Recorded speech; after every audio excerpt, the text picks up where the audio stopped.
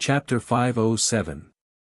To the three tribes, the Yinjiao tribe's answer could be summed up in one sentence: it's none of your business. The Yinjiao tribe's fire seed was abnormal. That's Yinjiao's business, what does it have to do with you? Will they attack the Wuxia tribe? That's Yinjiao's business, what does it have to do with you? It had to be said that the three tribes felt a headache in the face of Yinjiao's attitude. They felt powerless and didn't know where to start. The Yinjiao people didn't even look at gold weapons. Fire seed? They all kept their mouths shut. Conflict with the Wuxia tribe? The Yinjiao tribe had no intention of asking for help. Huang Yi and the other two could only inform their respective tribes of this troublesome news. Then they carefully considered whether they could find a better way to pry open the Yinjiao people's mouths. While these people were thinking about how to pry open the stubborn Yinjiao people's mouths, the Yinjiao tribe was also having a discussion. Now everyone has adapted well, said Ao. After the fusion of the fire seed, it was indeed more powerful. Everyone was much more excited. The previous restlessness had obviously faded a lot. And the warriors looked forward to showing off their skills. When Zheng Luo and the others returned to the old haunt, they saw the Wuxia people. They knew that if they had come half a day later, the result might have been different. The tribe's fire seed might not have been destroyed, but many people would have been sacrificed. They couldn't ignore this matter just because they didn't fight. Moreover, the Wuxia people had destroyed the old haunt in Yinjiao. Many warriors still remembered how excited they were when they first arrived. But when they saw the mess on the ground, the remains of the stone pillars that had obviously been destroyed not long ago, and the fire pit had been dug into a messy pit. What kind of place was the fire pit? It was the most sacred place for the entire tribe. For the tribesmen, destroying the fire pit was a blood feud. It was a provocation and a declaration of war. If the chief hadn't stopped them, they would have already rushed out to fight. After so long, they still remembered this grudge. But back then, Yinjiao hadn't stabilized and they didn't know much about this new world. So the chief stopped them from acting rashly. But now the time was ripe. Yinjiao was complete. It was time to settle the score. They had adapted to the fusion of the fire seed and were preparing their weapons. Metal, bone, horn and so on. It was time to fight. But they still had to prepare before the battle. The elderly, children, and women who hadn't awakened totemic power had to retreat into the forest first. They had to stay in a safe place to prevent someone's lives of their own. He also had to send someone to keep an eye on the wanderer area to prevent spies from appearing among the wanderers. He also had to keep an eye out to prevent rumors from spreading. As for what to do with the slave masters of the Yinjiao, the giant clawed bear is with the bone beast.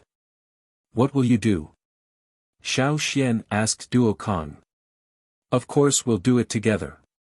Duo Kong didn't think much of it and made a chopping gesture. But when he turned around, he saw the others staring at him. They weren't happy with his idea. What if you don't bring many people and it's hard to deal with these two beasts? Xiao Xian asked again.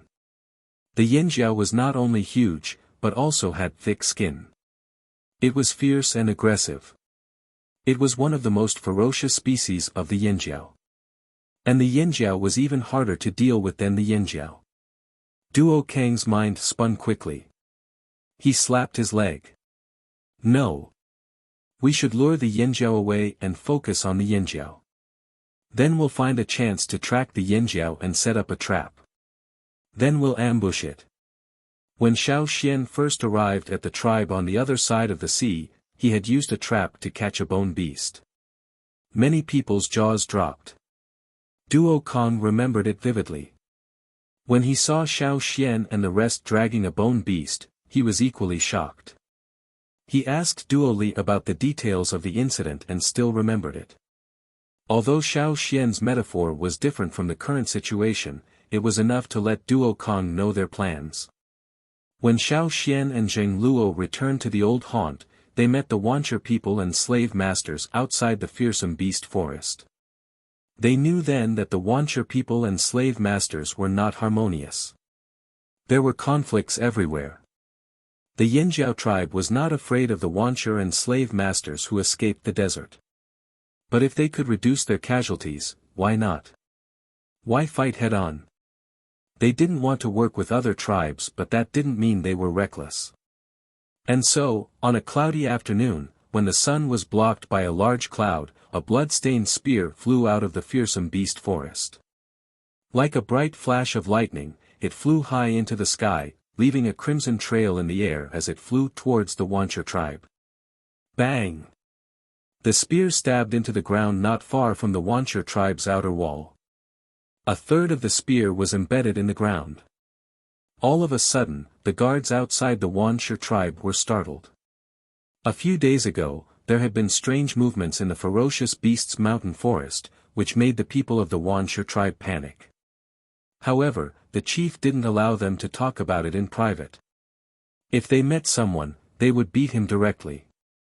Therefore, even if they were curious about what had happened in the ferocious beast's mountain forest, they could only keep it in their hearts.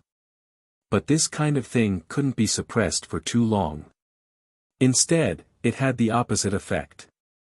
As a result, the guards were always absent-minded. In order to divert everyone's attention, the chief planned to send another team to rob a small tribe. Then they could bring back a few more women. Perhaps everyone's attention would be diverted from the fearsome beast forest. Therefore, when the long spear flew over, the guards were thinking about robbing women and valuables. They didn't notice the sudden long spear in the sky. When the long spear approached them, they suddenly felt that their scalps were covered with ice while the fine hairs on the back of their necks were quivering. It was a reaction brought by intuition. When they heard the sound of the spear hitting the ground was still a few steps away from them, they felt relieved. They looked carefully and found it was a spear. If it was just an ordinary spear, it would be fine. But this spear was different. The spear was covered with a layer of beast blood. When they approached it, they could smell the obvious smell of blood. The blood on the spear was not completely dry. When they touched it, they would get some blood on their hands. There was a circle of animal skin tied near the end of the spear. The guard carefully walked over and untied the animal skin roll. When he opened it, he still smelled the strong smell of blood. But it was not like the spear was smeared with beast blood. Instead, there were words written on the animal skin roll with blood. After reading what was written on it, the guard hurriedly handed it over. Not long after, the chief of the Wuxia tribe, Feng Ji, strode out of the tribe. His face was so gloomy as if a storm was brewing. The blood-stained spear was still lying there. Feng Ji walked over and grabbed the spear to pull it out. It didn't take much effort to pull out the spear from the ground. However, he quickly discovered that the stone spearhead of the spear was gone. When he asked someone to dig out the spearhead, he discovered that the entire spearhead had been shattered and separated from the body of the spear. Just how much force was used to make the stone spearhead become like this? Feng Ji suddenly felt that the wooden spear in his hand had become much heavier. What did the Yinjiao mean by this? A demonstration? A declaration of war? Thinking about the words on the animal skin roll, Feng Ji thought that the Yinjiao people were declaring war. The slave masters soon learned about what happened in front of the Wuxia tribe.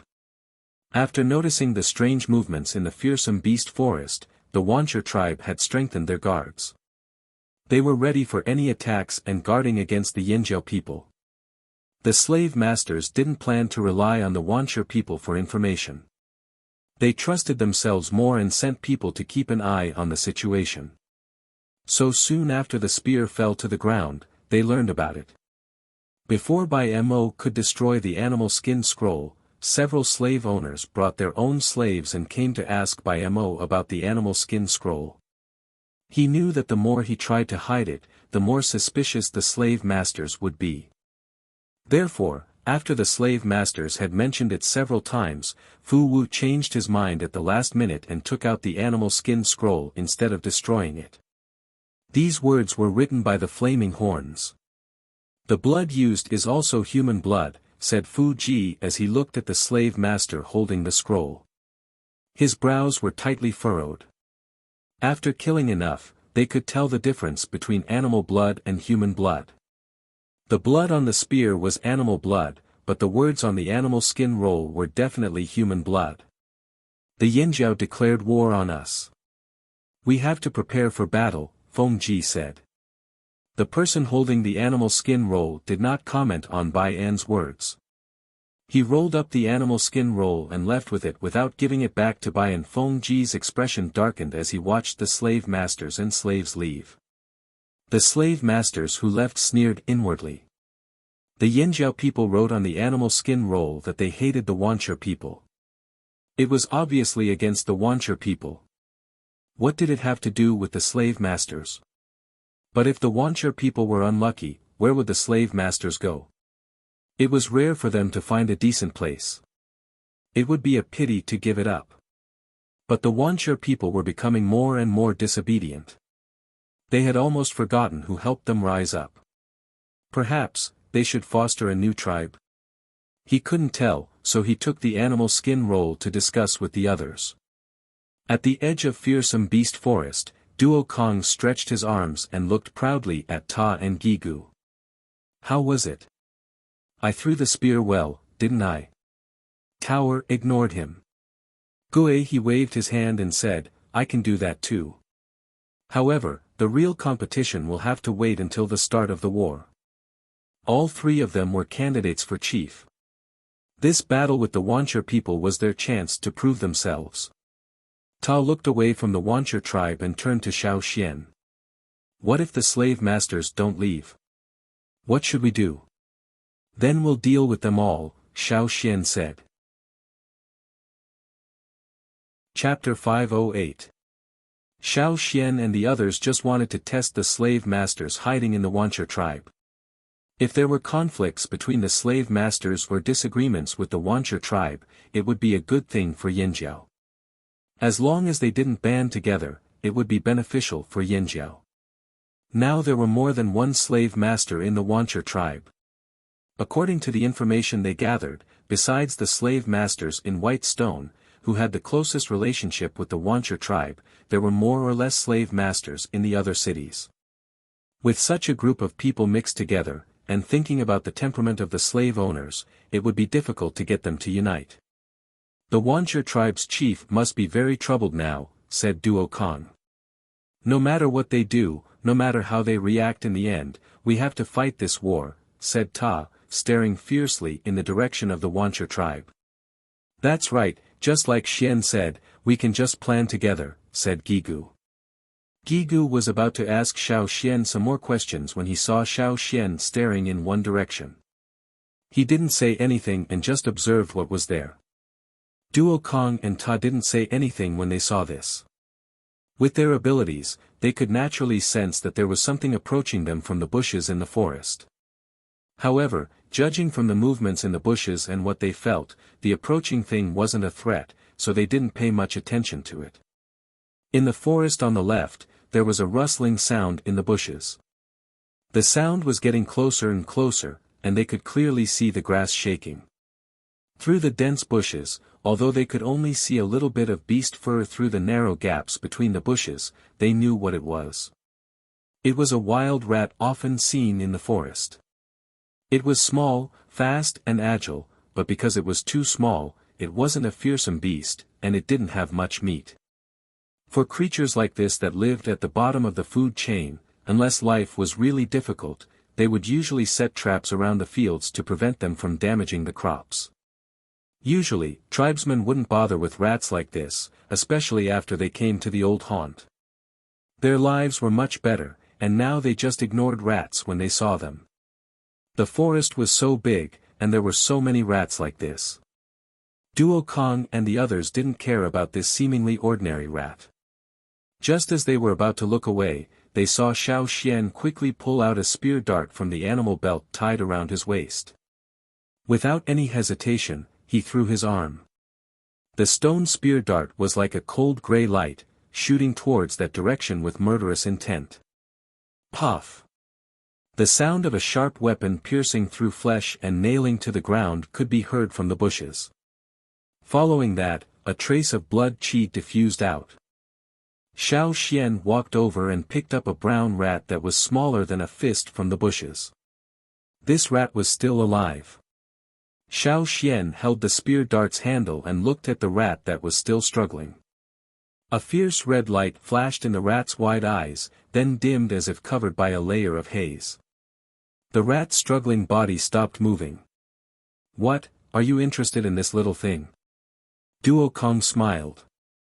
"It's not delicious." However, when he saw Xiao Xian frown as he stared at the dead rat, Duo Kang's smile disappeared. "What's wrong?" Ta and Gigu also knew that Xiao Xian wouldn't be so bored as to hunt a rat that could be found everywhere in the forest, so they quickly walked up and looked at the rat carefully. They didn't find anything strange. "I feel like its aura is familiar," said Xiao Xian. He had never seen this wild rat before, but for a moment, he suddenly had a feeling that he was being watched. That was not something an ordinary wild rat could have. "You've seen it before?" asked Duo Kong. He wasn't as face-blind as Guang Yi, but when it came to rats that were often seen, he felt like they all looked the same.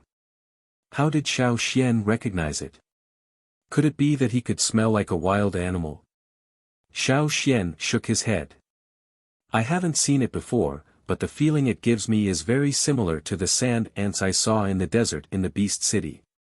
When Xiao Xian mentioned Beast City, the three team leaders immediately became serious. "Slave master?" asked Gigu. They were wary of the slave masters, especially after hearing about the completely different situation on the other side of the sea. The slave masters were far more powerful than they thought. Although the tribesmen didn't have any good feelings towards the slave masters because of those people in the desert, they had to admit that the slave masters' strength naturally had their own reasons. Some things were really admirable. Therefore, there was no room for carelessness when it came to the slave masters, even more so than the Wuxia tribe. It could be the slave masters who escaped from the desert, or it could be the Wuxia people. Xiao Xian told them about what he encountered in Beast City. At that time, when he, Lei and Tua followed the people of Luoya City to Beast City, they once saw a few sand ants in a room. At that time, several sand ants were dismembered by Sapphire and wrapped in dung balls. Xiao Xian didn't study it carefully, he just thought it was strange why there were sand ants there. Later, he couldn't find the reason and just let it go. However, now, here, Xiao Xian found a feeling similar to the sand ants. There was something wrong with this wild rat. Recently, everyone should be on guard, Xiao Xian said after thinking about it. Let the tribes be busy. Xiao Xian didn't know how many such wild rats there were, nor did he know if there were other beasts besides these wild rats. At such a critical time, it was always good to be on guard. If people couldn't feel the strangeness of those beasts, then let the beasts do it. The three team leaders nodded again and again. They didn't think of this because they hadn't encountered it before, so they didn't know there was such a method. If Xiao Xian hadn't reminded them, maybe the Wuxia tribe would have known about it. When the wild rat was nailed to death by Xiao Xian, the Wuxia tribe, in a large stone house near the center of the tribe. A man sitting cross-legged on a piece of animal skin spat out a mouthful of blood. The blood dripped from his mouth onto the bone ornament around his neck that was carved into various skulls. At this moment, his face was pale and his muscles twitched. His eyes were fierce and filled with undisguised anger. His twisted face looked even more ferocious. "How is it?" The chief of the Wuxia tribe, Feng Wu, asked hurriedly. "One was nailed to death." The young Wuxia shaman breathed heavily. This feeling of being out of control was very unpleasant. He recalled what happened in the desert. He still remembered that time. In order to curry favor with the young lord of White Stone City, he took out the sand ants that he had painstakingly raised and guided them to do something. But he did not expect that not a single one of those sand ants could come back. In the end, not only did they fail to satisfy the young master of the Baisha tribe, but they also suffered great losses. He hadn't completely swallowed his anger, and now it happened again. Before he lost all connection with the sand ants, he had seen a ball of fire, but it was blurry. There seemed to be a horn in the fire, but he didn't know what it was. Later, he had various guesses, but he couldn't be sure. Now, he finally knew what that ball of fire represented. It was a yanjiao. This time, before he lost connection with the wild rat, he saw the ball of fire again. It was very clear and very large, much larger and clearer than the one the sand ants saw last time. He saw something that looked like two horns in the fire. That was the yanjiao totem. And the person who nailed the wild rat he sent out was a yanjiao. It was always a yanjiao. The yanjiao were simply evil. The chief of the Wuxia tribe, Feng Wu, heard the result and cursed angrily. Of course, he wasn't cursing the Wuxia shaman, he was cursing the yanjiao. But while he was cursing the yanjiao, he was also cursing the Wuxia shaman as trash in his mind. 2 years ago, when the young shaman came back from the desert, he was extremely arrogant. He always thought that he was so arrogant that he didn't even take the leader seriously. Later, when the incident happened in the desert, he was under Feng Wu's control, so he became more obedient.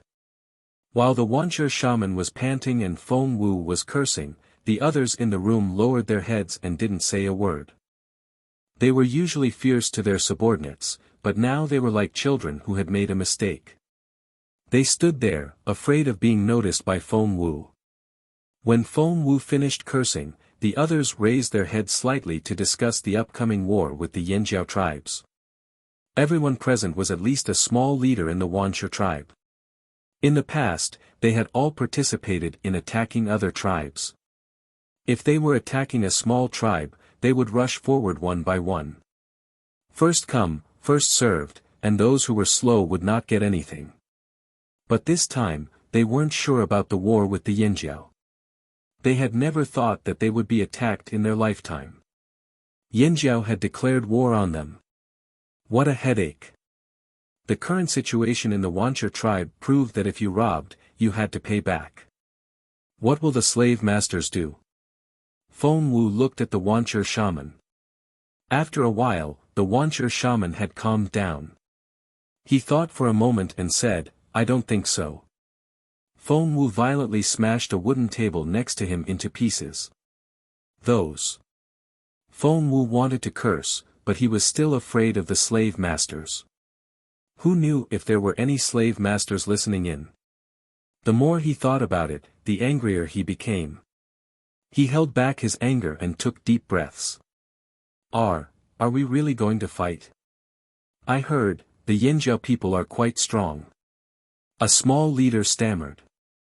He was promoted because of his meritorious service when he went out to rob a small tribe at the end of last year. Compared to the other senior leaders, he was still too inexperienced.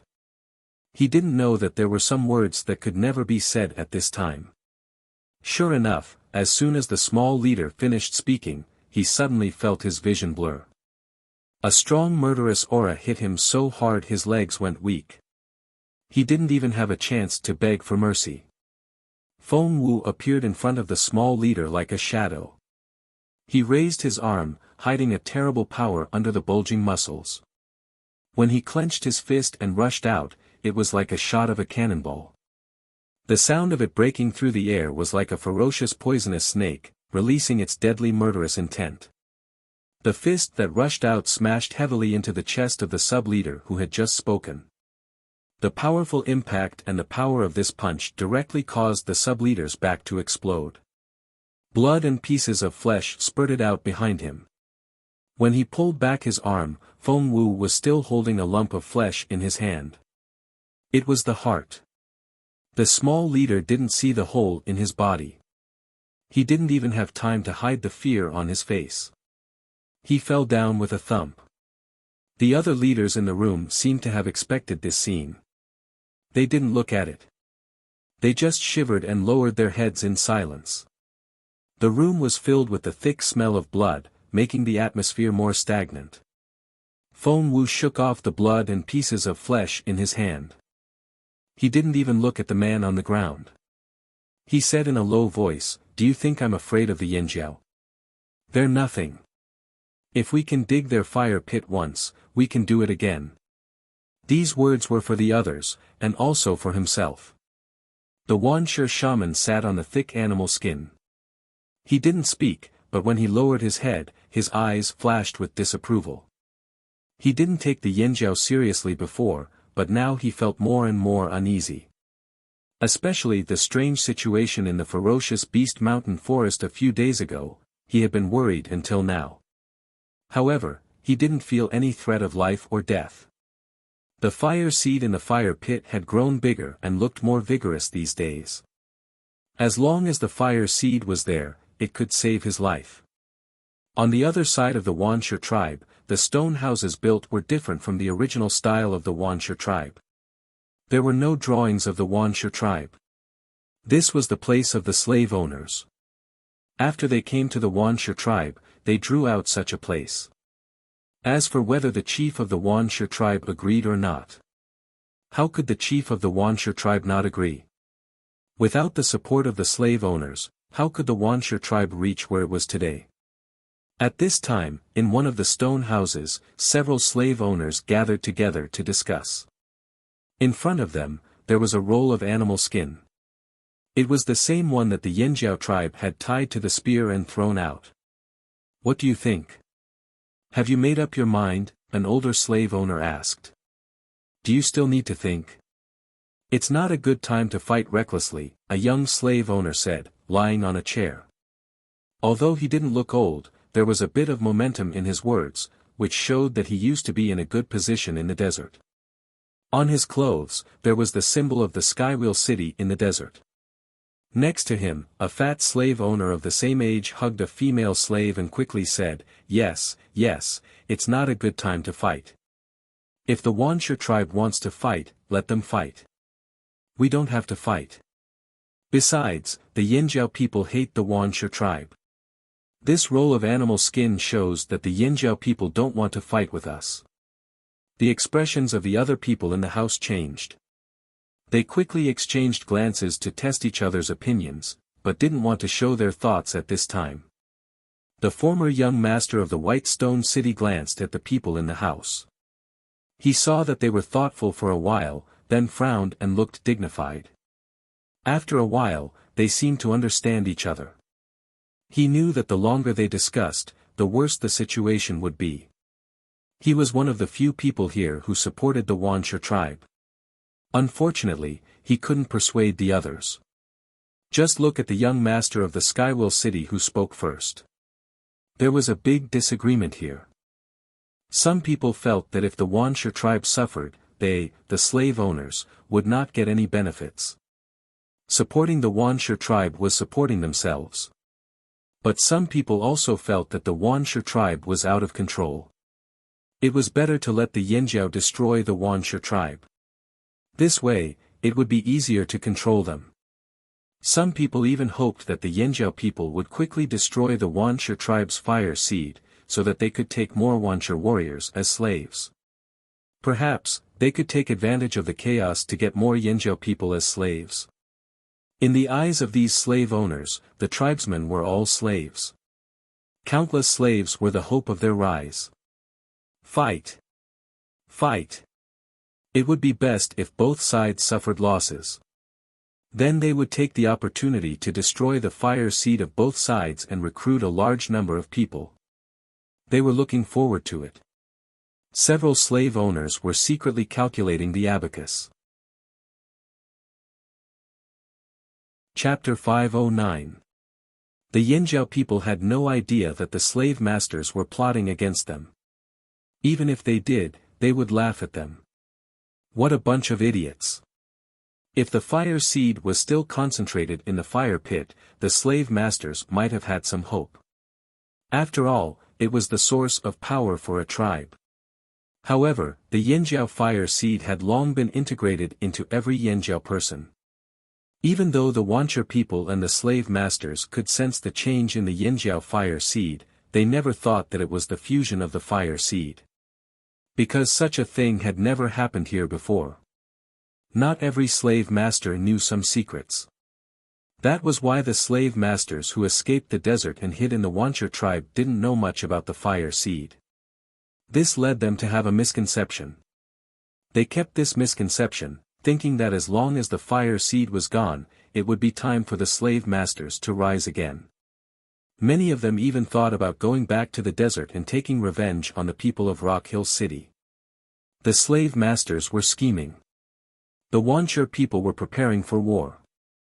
In the fearsome beast forest, the Yinjiao people had already begun a large-scale adjustment. Those who couldn't participate in the battle retreated to their original hiding spot.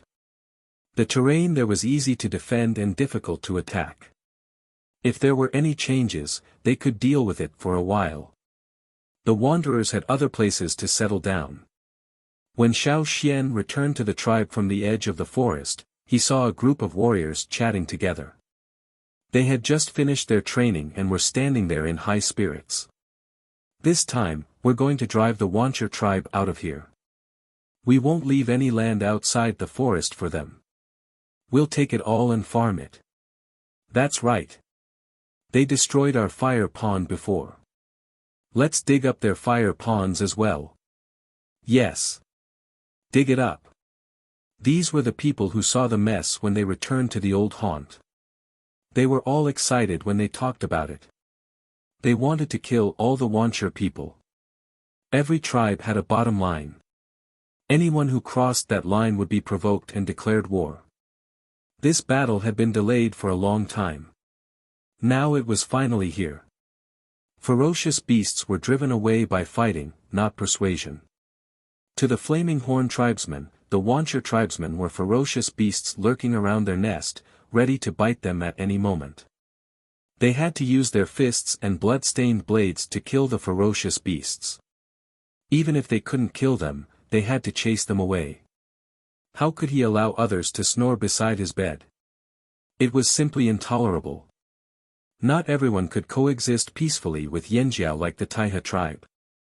Lei and Tuo were also among them, and their well-defined faces showed fortitude and expectation. Tuo was holding a stone knife in his hand, which was the knife he was used to. Although the tribe had also made a copper knife, they could not make it into the knife he was used to, and it was not easy to use. There was a big difference between a stone knife and a copper knife. The feeling was not right, and he could not find the right feeling. He was about to fight with Wuxia. He did not want to give his opponent a chance because of a saber that was not easy to use. Xiao Xian found that there were some wood chips on Tuo's knife. Apparently, he had gone to training not long ago to simulate people with wood and practice chopping. How are the preparations going? Xiao Xian asked Tuo when he passed by with Duo Kong and the other two. Not bad. Tuo laughed. I'm looking forward to revenge. The contradiction between Tuo and Lei and the Wuxia tribe and the slave owners was deeper. When they went to the desert with Xiao Xian, they were caught in the beast city and thrown into the Colosseum. If it weren't for Xiao Xian, they would have become two of the victims of the Colosseum. It would have been impossible for them to return to the old land alive. The people who had betrayed Lei and Tuo were the new Wuxia shaman and the people of Baisha city. They still remembered this hatred, and now the new hatred and old hatred were avenged together. Lei's eyes flashed with anger and excitement. Finally, there was a chance for revenge. This day had finally come. War was an important part of human social activities. Whether it was between tribes or slave owners, there were always some big and small frictions. These would cause friction and contradictions, and war was the most direct way to solve these frictions. The ultimate goal was survival. Duo Kong and the others were no strangers to this. Snatching territory, resources, salt mines, and so on were all obtained through war. For the other half of the people, this was their first large-scale war in 1,000 years. Xiao Xian was thinking when he suddenly heard someone call him. Xian, the shaman wants you to go over. Mai ran over from not far away and said to Xiao Xian. At this time, the shaman wanted Xiao Xian to go over. There must be something important to discuss. Without delay, Xiao Xian and the other two parted ways and ran towards the shaman. The two shamans' houses were not far from each other. After arriving, Xiao Xian saw Ao and Jing Luo standing at the door of the old shaman's house. Seeing Xiao Xian, Ao nodded towards the house, motioning for Xiao Xian to hurry in. Walking quickly, Xiao Xian found that the old shaman was there too. The two shamans each sat on a thick animal skin, looking like they were waiting for Xiao Xian. Xiao Xian walked over and sat on a large animal skin on the ground in front of them. Do the two shamans have something to tell me? The old shaman looked up at Xiao Xian. Do you know what to do in the battle with Wuxia? Xiao Xian nodded. Yes. When the time comes, I will take the lead with the three team leaders. The battle plan had been laid out, but Wuxia's people were already prepared. The effect of a sneak attack was not necessarily good. They still had to attack by force. Once the battle started, the warriors with high status in the tribe would naturally be at the front. This time, the two shamans would not lead the charge. They would be in charge of commanding from the back. Duo Kong and the other two team leaders would be at the front. The shamans would also use this opportunity to evaluate their performance. As the grand elder of the tribe, Xiao Xian could not fall behind. If he went with Duo Kong and the other two, who in the tribe would trust him in the future? Just because of the blessings of the ancestors and previous contributions? No matter how great the contributions were, their influence would still decline after a long time. Xiao Xian was already mentally prepared. This was not the first battle, but this was the largest one. It would be a lie to say that he was not stressed. Although he knew that it was very dangerous to be at the front, this was a place where strength was respected. He had to act when he had to. Plus, this was the first large-scale battle between the Yanjiao tribes. Those with high status in the tribe naturally had to be the vanguard, boost morale, and lead the troops. The higher the status, the greater the responsibility. Hearing Xiao Xian's words, the two shamans nodded. It was rare that they did not object.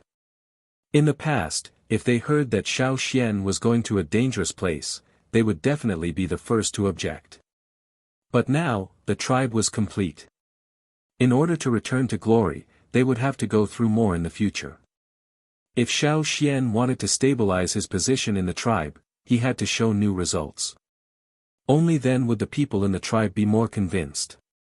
In this battle with Wuxia, your mission is different from Gigu and the others. The shaman said, their targets are the Wuxia people, the leaders of Wuxia. Your target is the fire seed of Wuxia. Xiao Xian's eyes widened. Wuxia's fire seed? That's right. If possible, destroy their fire seed. Don't give them a chance to transport it away. Tua and the others will help you. Of course, the Wuxia people will definitely guard the fire pit. If you can't find a chance, just wait until the battle is over. But if there is a chance.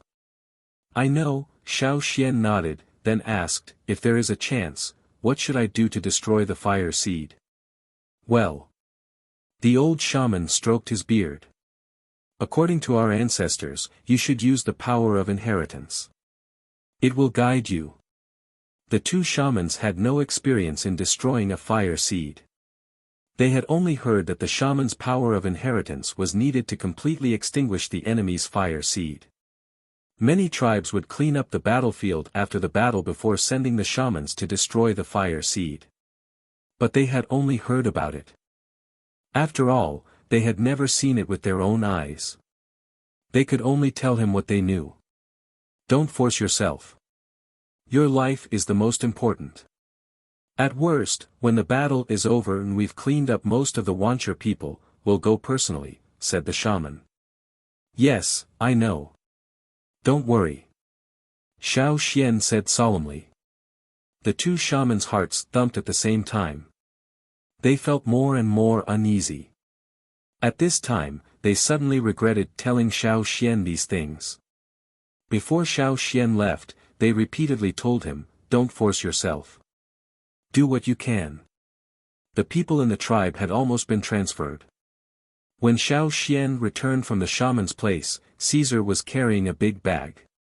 He was helping Old Ko and the people around to transport things. The most obvious thing was Old Ko's big box with various stone tools. Old Ko had polished many weapons and distributed them to the people who were also transferred to avoid the battle. Although they were old and weak, they were not without a little bit of fighting power.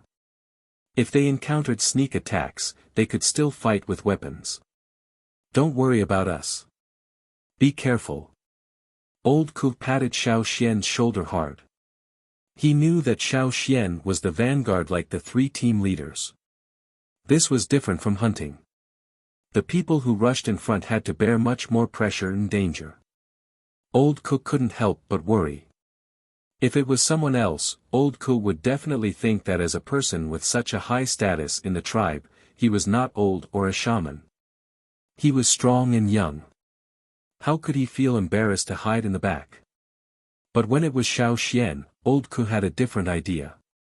It was a natural double standard. It was human nature. The shamaness also asked someone to make some close-fitting clothes for us with the rest of the white worm skins. Xiao Xian showed the white worm skins he was wearing inside to Old Ko. "These are good for protection." Old Ko just sighed and didn't say anything. There was no such thing as absolute protection in the world. Even if the worm skins were hard to cut, it was just hard to cut. It wasn't impossible to cut. Otherwise, how could the worm skin clothes be made? Besides, how could they be fine after being hit by an axe? 2 days later. Most of the non-combatants in the tribe had been transferred. The 2 shamans were also transferred. Dawn came, but the sky was still dark. Xiao Xian sat by the fire pit and looked at the people who gathered. "Let's go." Xiao Xian got up and patted Caesar beside him. He led him to the team. Chapter 5:10. The sky was still dark. At this time, Wancher's guards had not changed shifts. Those who had been on duty all night were tired. Those who changed shifts might not have woken up yet. The birds that the slave masters raised to patrol in the sky were not active either. When Xiao Xian and the others arrived at the edge of the forest, the sky above was already dimly lit. The birds that usually woke up early were ready to chirp. Ao looked at Zheng Luo. Seeing Zheng Luo nod, he raised his hand and the people in the forest rushed out. They were very fast but their movements were very light. For a moment, only the rustling of clothes and leaves could be heard. The team quickly approached the Wancher tribe. Wancher's guards weren't idiots either. Ever since the Flaming Horn's fire seed mutated in the forest, they had been on alert. Although they were exhausted after a night of guarding, it was impossible that they didn't notice the Flaming Horn's approach. Enemy attack. A loud shout disturbed the quiet atmosphere in the Wancher tribe. A sharp bone whistle pierced the silence of dawn. The surroundings were filled with killing intent. Yanjiao's troops were still some distance away from Wancher's outskirts. But when Wancher's troops moved, Yanjiao's troops moved too. Inside Wancher's camp, torches were lit one by one. Although it was already dawn, the sky was still dark. Those with poor eyesight could not see clearly. Plus, they were in a hurry. It was easy to make mistakes if they did not light the torches. Whoosh whoosh whoosh, the sound of something tearing through the air resounded in the sky. It was as if a sharp arrow was piercing through the air at high speed. Those with quick reflexes had already raised bone shields in front of them. The sound came from above. Yanjiao's troops were not very close, so the chances of them being shot were low. But soon, they realized something was wrong. As the sound of the arrows piercing through the air got closer and closer, some people carefully tilted their heads and looked up at the sky. Under the hazy light in the sky, a dense number of arrows were shuttling back and forth, but those arrows seemed to be a little too big. Bang! Bang! Bang! Crack! The sound of arrows falling like raindrops. The person holding the shield only felt that the moment the shield was hit, the strong impact made his hand go numb. When he looked at the arrow on the ground next to him, his eyes immediately widened. What kind of arrow was that? It was clearly a spear. It was similar to the long spear that was stuck at the door that day. It had a wooden handle and a stone spearhead. The handle was thick and the spearhead was very sharp. Most of the stone spearheads that hit the shield were shattered by the strong impact, leaving only the wooden shaft. This startled the people of Wuxia. If it were just a few dozen or 100 of these spears, it would be fine. But in the previous round, there were thousands of them. The people of Wuxia had never seen any tribe use spears as arrows. This arrow was too big. It was probably only the Yanjiao people who took it for granted. After all, the Yanjiao people were strong. After that, the second wave of spears descended. This time, the people of Wuxia all picked up their shields. Some hid behind the stone walls or other objects to avoid this round of spears. When the spears were thrown, the people in front of the Yanjiao team did not stop. After the second wave of spears, the people in front of them followed closely behind. By now, the outer walls of the Wuxia tribe could be seen clearly. The moment the second wave of spears was thrown, Xiao Xian knew it was time for him to move. Go! Xiao Xian rushed out in large strides. He ran quickly, then jumped up and landed on Tuo's sword in front of him. Tuo's strong hand grasped the hilt of the sword. Then he waved the sword violently, using the force of the sword to send Xiao Xian flying. Duo Kong, Gigu, and Ta did the same thing as Xiao Xian. 4 figures, like 4 goshawks, rushed out from the group, wanting to soar into the clouds. As the 4 figures left, the team burst into cheers. Xiao Xian felt the cool dawn wind blowing in his face. He could smell the moist water vapor and the smell of mud in the cool wind. He could feel the strong murderous intent and desire to fight from the team below. It seemed to have spread to every corner. The team was like before when they were hunting. However, when they were hunting, they did not have such a strong aura. After all, when hunting, they often had to control their aura.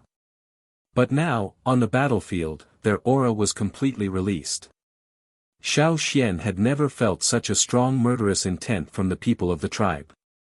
It was filled with blood and desire to fight that could not be ignored.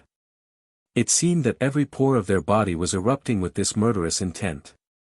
Every one of them was no longer a hunter in the forest. At this moment, the murderous intent that had been suppressed in their bodies erupted like a volcano. Thousands of murderous intents twisted together, like a wave of blood and savagery. It rose to an unprecedented height and slammed towards the Wuxia tribe. The totemic power in Xiao Xian's body seemed to have sensed the information released from the surroundings, instantly spreading throughout his body. The dark purple totemic patterns were not obvious under the dim sky, but they were even more dangerous. The Wuxia tribe was getting closer and closer. Xiao Xian flew over the outer wall of the Wuxia tribe. He pulled out his sword and blocked an arrow. Then he crashed into a man holding a shield. Crack! There was the sound of bones breaking. The man below did not even have the chance to scream. His body seemed to have lost its support. He fell to the ground, dead. The man holding the shield probably did not expect someone to fall from the sky and trample him to death. Xiao Xian's sudden appearance stunned the surrounding Wuxia people. There were at least a dozen people hiding from the rain of spears.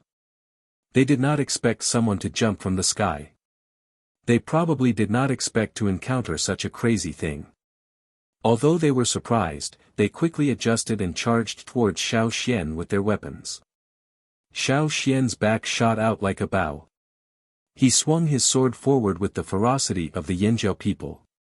It was as if he was going to split the mountains and rivers. His bold and fierce aura suppressed the surrounding people, and the surrounding people who were raising their swords paused slightly. Clang! The person who took Xiao Xian's sword head-on lost his weapon and flew backwards. Xiao Xian did not look at him. He charged into the crowd. In an instant, Xiao Xian's entire body seemed to have transformed into a storm, sweeping across the battlefield. His sword flashed like an electric current, and his kicks were like a gust of wind. He used both his hands and feet, and the sound of air being cut rang out. Every strike seemed to have the force of 1,000 kilograms, and his power was like a hurricane. Every strike of his sword would cut down someone, and every kick would kick someone out of the battlefield. The sounds of metal against metal, metal against stone, fists and feet colliding with flesh rang out incessantly. Every sound was enough to shake one's soul. Xiao Xian could not count how many people he had. He did not have the time. He could not be distracted. All his energy was focused on this battle. Facing the torrential rain of swords, fists, and kicks, Xiao Xian was immersed in a subtle state. All of his senses were heightened, and he could even clearly feel the movements of the opponent's blade as it passed by him. He could feel the opponent's fierce eyes revealing what he was going to do next, and he could feel where the opponent's blade was going to cut him. The more he fought, the more Xiao Xian felt like he was facing the sea wall again. It was just like when he led the tribesmen on the stone path in the sea. At that time, he mostly relied on the strength of his ancestors. But now, his ancestors could not help him much. He was fighting with his own strength. Here, survival was like this. If you did not break through the obstacles in front of you, you would be suppressed. Behind the peace, there was always blood and slaughter. This was the most primitive rule. After being in the tribe for so many years, Xiao Xian had gradually integrated into this large group. He was one with Yanjiao. He wasn't alone. He had many companions behind him. He came to fight not only for himself, but also for the people who had been placed in the shelter. He also came for the glory of the Flaming Horn tribe that had passed away. I'm from the Flaming Horn tribe. I fight for the tribe. The excited factor in his blood seemed to have been stimulated, rapidly increasing. In his mind, the totem flames were raging, and the totem patterns on his body were like growing vines, becoming denser. If one looked carefully, one could see that under the deep purplish-black patterns, there were different shades of purplish-red flowing. The surrounding Wanchur warriors stared at Xiao Xian in shock. He was surrounded, but he did not seem weak at all. He had the courage to fight alone. Every strike was fierce and powerful. But this person was like a fish. He dodged the endless swords and punches without fear. After Xiao Xian, other Yanjiao people arrived. They were sent over the wall in the same way as Xiao Xian and joined the battle. The wall was high and could block a lot of trouble. But the Wanchur people probably did not expect the Yanjiao to throw people over. The smell of blood and slaughter quickly spread. Blood dyed the dawn red, and the wind that blew by also carried a murderous aura that made people tremble. The surrounding creatures all stayed away as if they were fleeing for their lives. They wanted to get out of this place. When the Yanjiao attacked, the Wanchur leaders and leaders came out one after another. Knowing that the Yanjiao would attack, Fu Ji was not surprised. But seeing the situation now, he could not help but feel angry. When he took over as leader, only the Wanchur people attacked others. They had never been attacked. Bai Xiu, the leader of the Wanchur army, was standing on a high ground. He opened his eyes wide and looked around. He saw everything and his eyes flashed with a cold light. Then he roared, "Kill them!" Before his voice faded, Fu Ji had already jumped down from the high ground. After a few leaps, he rushed toward the battlefield. The wind was like thunder, like the beating of war drums.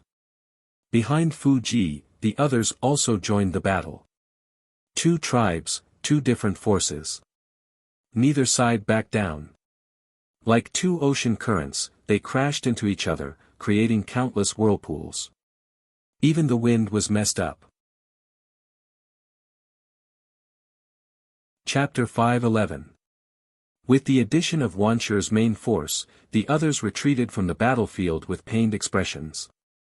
By now, the Wanshur people had a rough idea of who the leaders of Yanjiao's side were. Ordinary Wanshur people couldn't fight these vanguards. They could only leave it to the stronger members of the tribe. Soldier against soldier, general against general. Up until now, in order to block Xiao Xian's attack, even if the people around Xiao Xian were not cut down or kicked away, they were all injured. In order to block Xiao Xian's attack, they could clearly feel the blood boiling in their chests, as if it was about to rush out of their throats. If they were distracted, they would suffer a fierce kick and be sent flying out of the battlefield. The Wanshur people couldn't help cursing in their hearts. This kid was too strong. Even if they could only withstand the residual force, they felt their arms and legs go numb. If this continued, they wouldn't even have the strength to hold their weapons. In fact, it wasn't just these people. For Xiao Xian, it was more difficult. The continuous fierce battle made his chest heave up and down. His breathing wasn't easy. At this time, every second felt infinitely long. It felt like a long time, but in fact, it was only a few dozen seconds. Xiao Xian's physical strength was better. At the same time, he relied on his aura to suppress the others. That was why he could withstand the siege and break through. Fortunately, with the addition of Yanjiao's reinforcements, Xiao Xian had an easier time. Get out of the way. A man holding a shiny golden mace strode over with large strides. His eyes were filled with an ominous glint, and his entire body was emitting a strong killing intent, causing people to tremble in fear upon seeing him. This was one of the leaders of the Wanshur tribe. He came with Bian, but Bian went to deal with the other side. He came with his men. Seeing that a group of people couldn't take down a kid, the leader was furious. His nostrils flared and his eyes flashed with cold light. As soon as they saw this person, the people surrounding Xiao Xian, as well as those who were rushing over, all turned around. They would not join the battle between the leaders. If they did, they would only be affected. They would not go over and seek death. When the leader rushed over, Xiao Xian clearly felt the immense pressure from his running. The mace in the other party's hand was probably made from materials provided by the slave masters. It looked more like a modified spear. The front of the mace had a sharp blade like a spearhead. Below the tip was a thickened mace with spikes like a wolf's fangs. Further back was the long mace. As the leader rushed over, he turned the mace at an angle. The spikes on the mace had a murderous aura, as if he was going to kill his opponent. Xiao Xian pushed back the two Wanshur warriors in front of him. Without pausing, he bent his knees and shot towards the Wanshur leader. The two sides ran towards each other, the distance between them shortened in the blink of an eye. Xiao Xian's entire arm that was wielding the sword cut through the air, causing the air to crackle, like the sound of wind and thunder. The Wanshur leader planted his feet on the ground, swinging his mace to meet Xiao Xian's sword. Xiao Xian's sword was specially made for him by Gongjiaheng. He knew that the Yanjiao people were strong, so this sword was bigger and wider than most swords in Royal City. He didn't know what Gongjiaheng added to the sword, but it was obviously heavier than other swords of the same size. However, to Xiao Xian, this weight was nothing. Sometimes he even wished it was heavier. The sword drew a bright arc in the air, like heavy dark clouds during a rainstorm. At the moment of the collision, the Wanshur leader felt a numbing pain in his arms, as if he had been hit by many sticks. The momentum he had just gained was almost dissipated by this blow.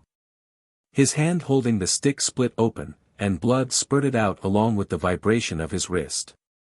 Although he knew that the Yanjiao people were strong, this was his first time fighting a Yanjiao person head-on.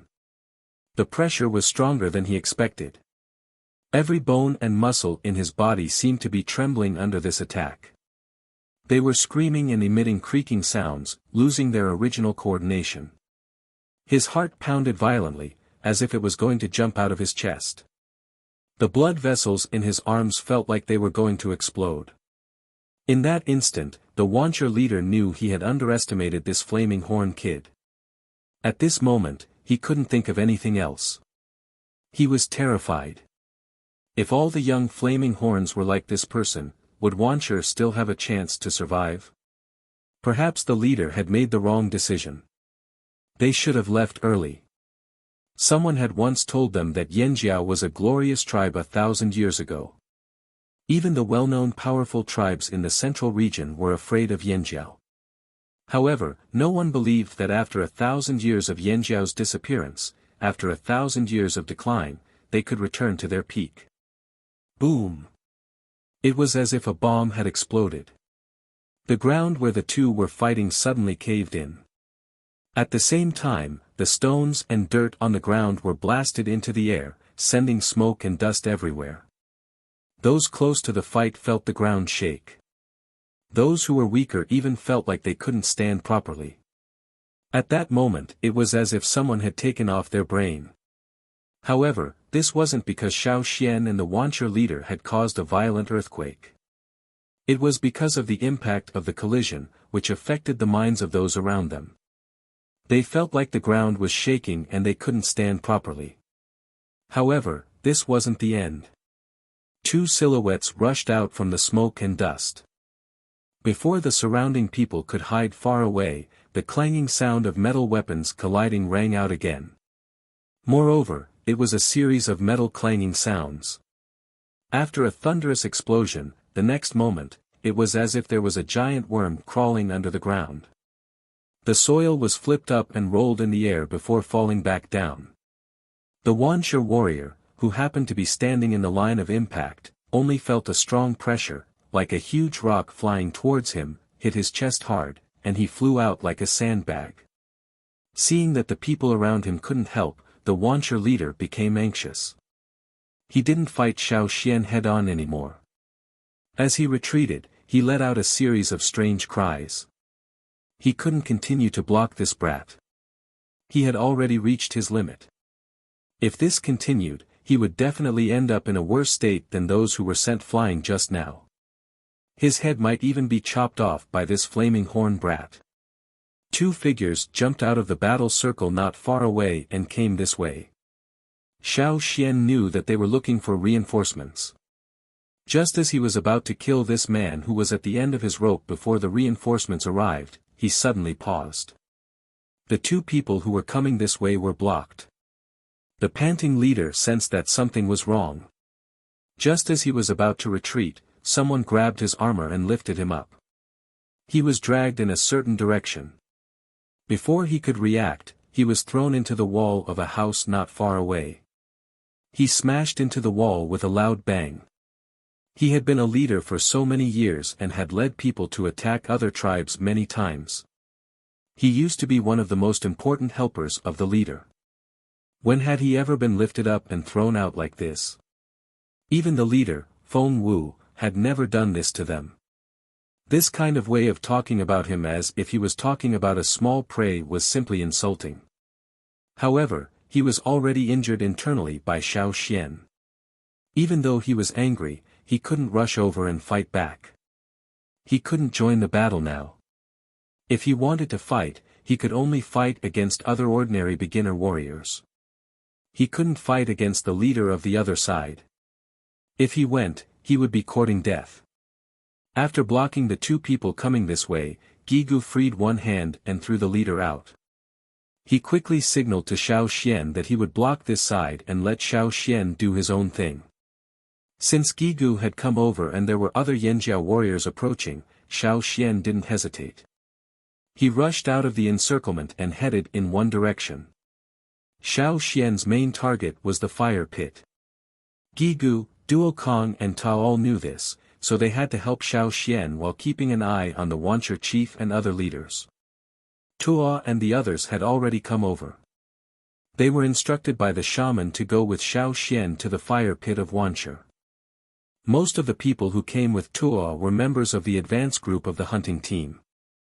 Some of them used to follow Guihe, and some used to follow Ta. They used to compete and quarrel with each other. But now, they put aside their prejudice and cooperated with each other. Most of the fire pits of a tribe were in the center of the tribe. It was not easy to get there. There were a lot of people blocking the way, including many slaves. Because of the high temperature and exposure in the desert, the slaves' skin color was darker than others, so they were easy to recognize. Among these slaves, a large part of them were slaves from White Stone City, which could be recognized from the slave marks on their bodies. Seeing the slaves of White Stone City, Tua and Lei's eyes flashed fiercely. Among the several cities in the desert, they hated White Stone City the most. White Stone City not only had a close relationship with the Wuxia tribe, but also had raised a Yanjiao trader. They roared and waved their sharp blades, killing the White Stone City slaves in front of them. Their blades whistled through the air. The deeper they went, the more Xiao Xian felt the repulsive force of the Wuxia fire seed. He believed that other Yanjiao people could feel it too. The influence of the fire seed could not be ignored. But when he felt the repulsive force, Xiao Xian found that there seemed to be another feeling that was different from the repulsive force. The Wuxia chief, who had been injured internally by Xiao Xian and thrown out by Gigu, was now leaning against the wall, hiding in a corner. He panted and watched Xiao Xian and the others approaching the fire pit. He sneered but did not chase after them, nor did he let the others chase after them. It was not that he didn't care about the fire pit. As a chief of a tribe, he was also very worried about the fire pit. After all, the fire pit was related to the survival of the tribe. However, the shaman was guarding the fire pit. Those Yanjiao people could not destroy the fire pit, and might even die under the fire pit. Was the fire pit of the Wuxia tribe so easy to get close to? Even those slave owners who had been harboring evil intentions did not dare to directly target their Wuxia fire seed. That was the strongest place in the whole Wuxia tribe. Otherwise, why would the Wuxia tribe be called Wuxia? Chapter 5:12. Xiao Xian and his men approached Wuxia's fire pit. Strangely, the closer they got to Wuxia's fire pit, the more slaves they saw. There were not many Wuxia people. Wouldn't the people of Wuxia be worried that the slave masters would destroy their fire seed if they let the slave masters help them around the fire pit? Were they too careless? Or were they not worried at all? Xiao Xian had to be more careful. Signaling the others to be alert, Xiao Xian did not stop waving his sword. Xiao Xian's sword was bigger and heavier than most people's, so he did not use it in a nimble way. Instead, he used it in a more direct way. Just like when he hunted, he used the least amount of energy and time to make the most effective response. At the same time, he used the Yanjiao's fierceness and agility. All of his skills were honed through hunting and actual combat. Clang! Xiao Xian slashed at a high-level slave in front of him. Because the other party's rank among the slaves was relatively high, they received better treatment. Compared to other ordinary slaves, these high-level slaves did not wear ordinary leather armor or protective armor made of animal bones. Instead, they wore metal armor, like a tortoise shell, protecting their torso from the front and back. There were also many protective equipment on their arms and legs. Xiao Xian's sword was aimed at the slave's neck. But the slave was prepared. Unable to dodge, he could only move aside and let the armor block the attack. However, even if he was wearing a turtle shell-like metal armor, it was not guaranteed that he would be able to defend against the attack. Xiao Xian's sword was indeed blocked by the armor. However, when the sword and the armor collided, other than the crisp sound of metal clashing, there was also a loud bang. A clear dent appeared on the armor. But this was not the most fatal. The vibration from the armor pushed the air inward. Under the armor, the slave's chest caved in as if something heavy had pressed down on it. If one listened carefully, they could hear the cracking of bones. Even metal armor would not be able to withstand such an attack. Xiao Xian didn't look at the slave who vomited blood and fell to the ground, nor did he have time to look. He continued to face the other people who tried to stop him. On the ground of the Wuxia tribe, the grass was not dense. Perhaps because people often walked and stepped on it, there was a lot of empty ground and the soil was exposed. At this time, because of the fierce battle, the earth on the ground was splattered all over due to the kicking, slashing, and smashing. Everyone seemed to have blended into the battlefield. Xiao Xian could hear the rapid and heavy breathing of the people around him, their chests rising and falling like the low growls of wild beasts in the forest. The weapons in everyone's hands moved quickly, breaking through the air and making a hissing sound, touching people's nerves. The sharp weapons in the hands of the soldiers swept past, bringing with them a burst of cold light that was filled with killing intent. They were barbaric and ferocious as they charged forward, bringing with them a pungent smell of blood and a dense killing intent. The ground was already dyed red with blood. His line of sight passed through the bodies of the slaves in front of him and saw the person standing there. Although more than 2 years had passed, Xiao Xian still had an impression of that person. That was the young master of the Baishur city. Xiao Xian had seen him in the stands of the Colosseum. Looking at Xiao Xian's eyes, the young master of the Baishur city was stunned. He only felt that Xiao Xian was very familiar, as if he had seen him before.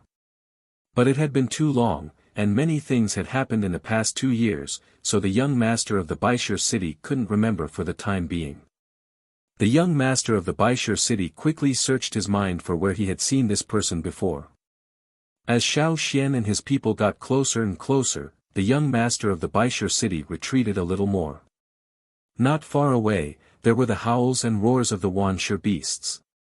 It was the Wuxia beasts of the Wuxia tribe who were fighting with the Yinjiao beasts. The Wuxia beasts were the killing machines that were selected and cultivated by the Wuxia tribe. Before the arrival of the Yinjiao tribe, the people of the Wuxia tribe had selected the best Wuxia beasts and let them enter the mountains to fight with the beasts. Therefore, even now, in the face of the Yinjiao beasts, this group of killing machines that had been selected from generation to generation, did not know fear. Even if they hurt the enemy 100 times, they would do it. They lived to kill, and they died to kill. The Wuxia beasts always reminded the slave owners of the Colosseum city in the desert.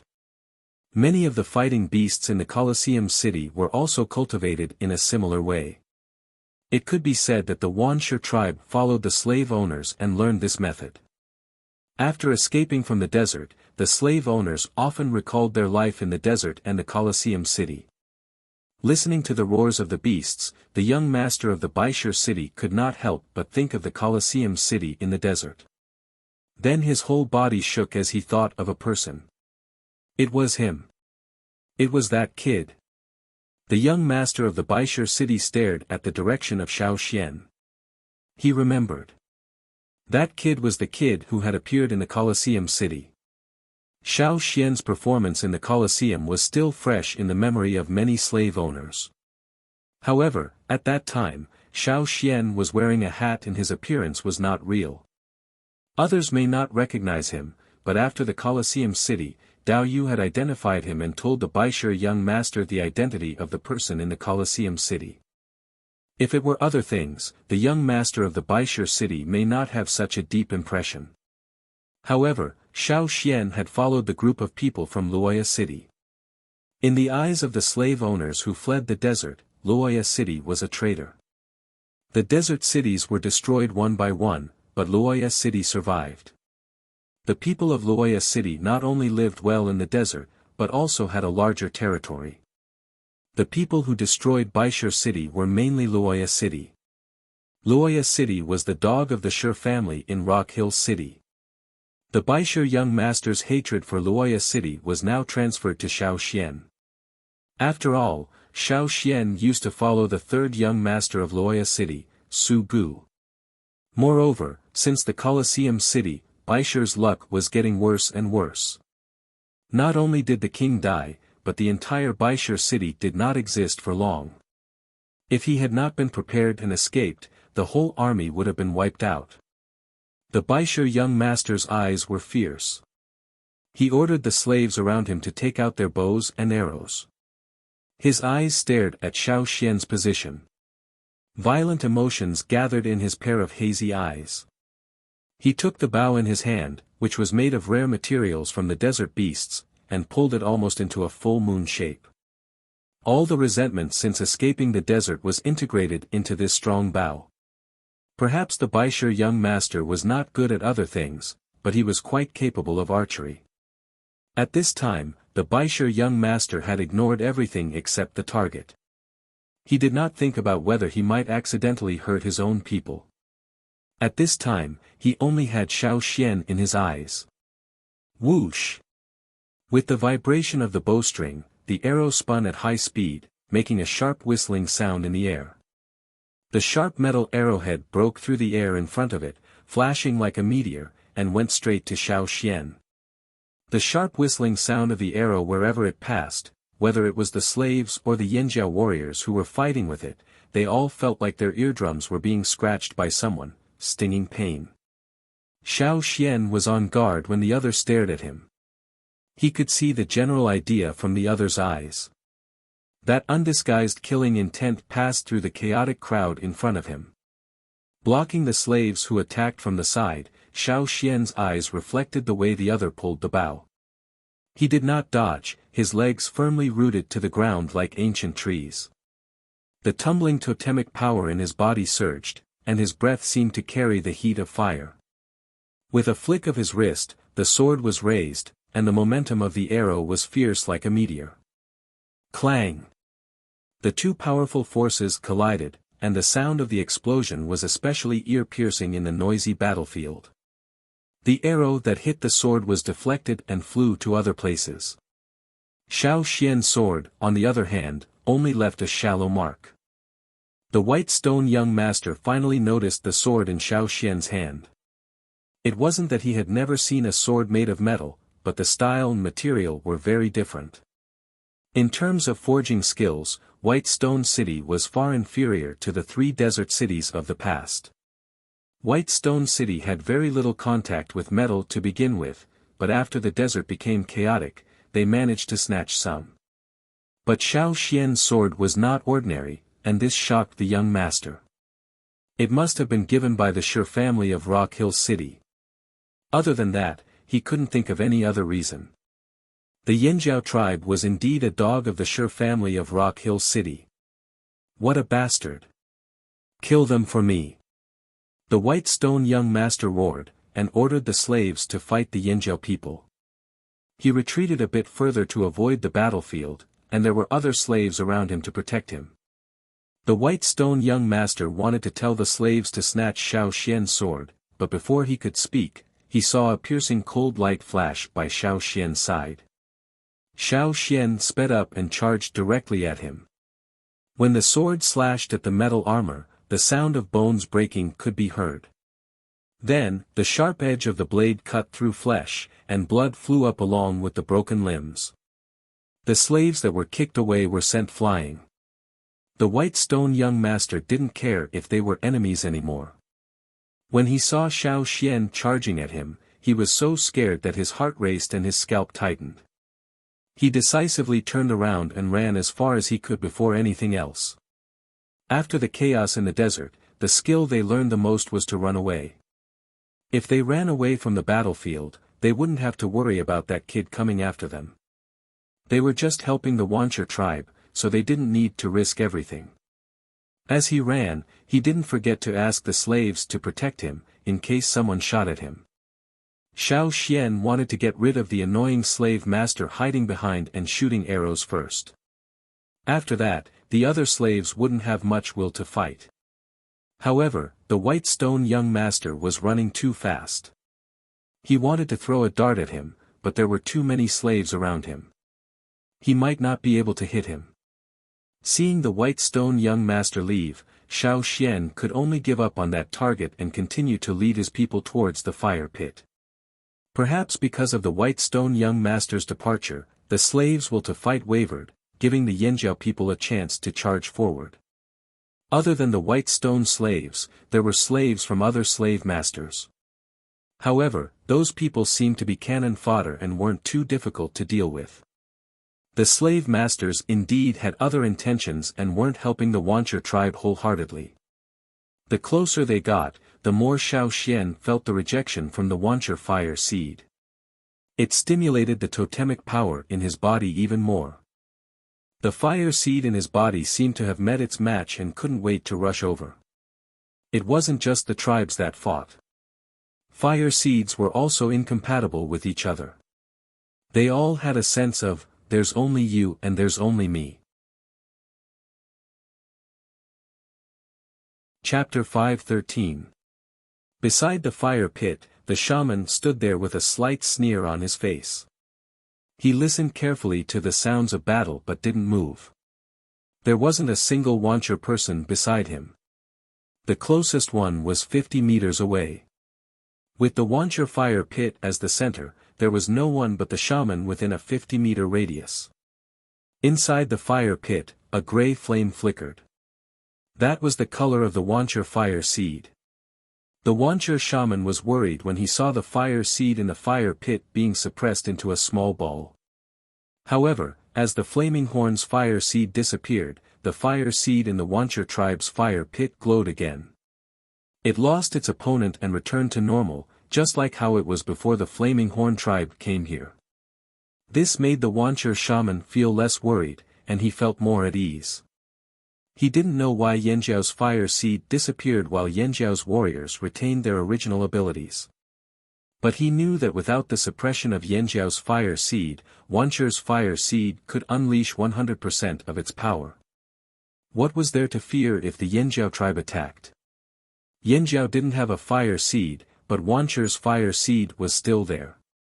Wancher wasn't one of those small tribes that had to worry about survival. The power of the fire seed was the strongest. The Wancher shaman could not think of anyone who could extinguish the fire seed of Wancher, not even the slave masters. Did they want to wipe out Wancher? Yanjiao was delusional. Yanjiao had been down and out for 1,000 years. Even their thinking had become simple. Naive. If Yanjiao's fire seed was still there, he could be careful. But the Yanjiao people had dug their own graves and destroyed their fire seed. Ha ha ha. The shaman wanted to laugh. A war between the tribes was a war between fire seeds. Why didn't Yanjiao understand? Without their fire seed, how could they fight with them? As the Wancher shaman thought about it, the sneer on his face deepened. Hearing the sound, he raised his hand, and the fire seed in the fire pit behind him suddenly jumped up, swaying on its own without any wind, making banging sounds. However, it did not sound like the usual sounds, but more like the collision between rocks. When Xiao Xian finally arrived, he saw this strange scene. Different from the tight defense around the fire pit, there were less than 300 Wancher warriors here. Wancher claimed to have more than 10,000 people, but in reality, there weren't that many. Even if you counted those who couldn't fight, there were at most 7,000 or 8,000. But if you counted the slave masters and slaves, there were indeed more than 10,000 people. In addition, there were prisoners of war captured by Wancher. There were hundreds of them still alive. With more than 10,000 people, they were indeed considered a large tribe here. If Wancher hadn't gone out to attack the smaller tribes often and lost many people, they would have even more people. This time, Yanjiao sent 5,000 people to attack Wancher. Wancher had more warriors who could fight, plus the slaves of the slave masters who helped them, than Yanjiao. But at this time, if someone looked carefully, they would find that Yanjiao's casualties were much lower than Wancher's. Xiao Xian had a clear feeling when he was killing his way here. Therefore, when he saw that there were only 300 people guarding the fire pit, he was really surprised. Moreover, these 300 people weren't close to the fire pit. They had completely cleared out a large area around the fire pit. There were more than 100 Yanjiao warriors who had arrived with Xiao Xian, and more were coming. It wasn't difficult to deal with the 300 people. Among these 300 people, there were no leaders or team leaders. At most, there were 1 or 2 team leaders. But here, Xiao Xian had a strange feeling. The others also felt the strong repulsion and strangeness of the Wancher fire seed. Xiao Xian didn't rush to the fire pit immediately. He only dealt with the 3 million Wancher stone men outside. He also stopped the other Yanjiao warriors who wanted to rush forward. These 300 Wancher warriors didn't seem to want to fight Xiao Xian. After fighting for a while, they retreated to the fire pit. They didn't want to use the fire pit to improve their strength, but Xiao Xian felt that their behavior was more like luring the Yanjiao people to the fire pit. Would anyone lure people from other tribes to their own fire pit? There had to be something wrong within the 50-meter gap. Xiao Xian didn't need to say more. The other Yanjiao people could guess. Therefore, they only fought with the Wancher warriors outside the 50-meter circle. The Wancher shaman stood by the fire pit. Seeing more and more Yanjiao people gathering but not approaching, he didn't have the patience to wait any longer. A cruel smile appeared on the corner of his mouth. He raised his arm, raised his head and let out a long howl. Then, Xiao Xian heard some words that Xiao Xian did not understand. If he had heard it before, he would have thought that it was just some meaningless syllables. However, at this moment, Xiao Xian felt a strong sense of danger. Retreat! Xiao Xian shouted. Hearing Xiao Xian's words, Tuo and the others paused and then retreated some distance away from the fire pit. Retreat again. Stay away. Xiao Xian continued shouting. The Yanjiao people wanted to retreat. Just now, there were too many Yanjiao people and some Wancher people who rushed over. At this time, a strange scene occurred. The Yanjiao people wanted to leave the fire pit, but the Wancher people didn't let them and kept blocking them. Bang! Bang! More and more urgent and loud sounds came from the Wancher fire pit. The grayish flame rose from the fire pit and filled it up.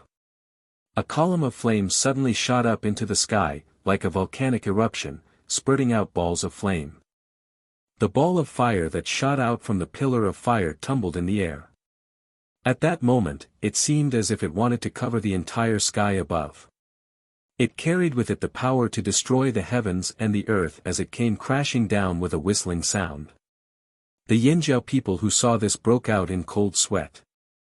They were the first group of Yanjiao people to come here and were the closest to the fire pit.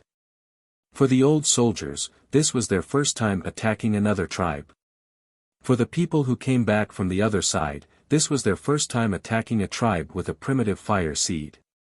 No matter which side they were from, they had never encountered such a situation before. The fire seed was too powerful. In front of this power, they felt like they were facing a king beast. No, not even a king beast would feel this much pressure. Staying there under such circumstances was simply courting death. Even if Chief Ao and Zheng Luo were here, they would run away first. The Wancher shaman standing by the fire pit grinned. The sound coming from his mouth was even louder. 50 meters. How could it only be 50 meters? That was just a facade made by the Wancher people. The power of the fire seed was far more than 50 meters. Fortunately, Xiao Xian shouted in advance. The Yanjiao people retreated quickly. The injured who could not run fast enough were carried by their companions. The others covered them as they ran. Boom boom boom. The sound of the balls of fire crashing down was like an angry roar, spreading into the distance.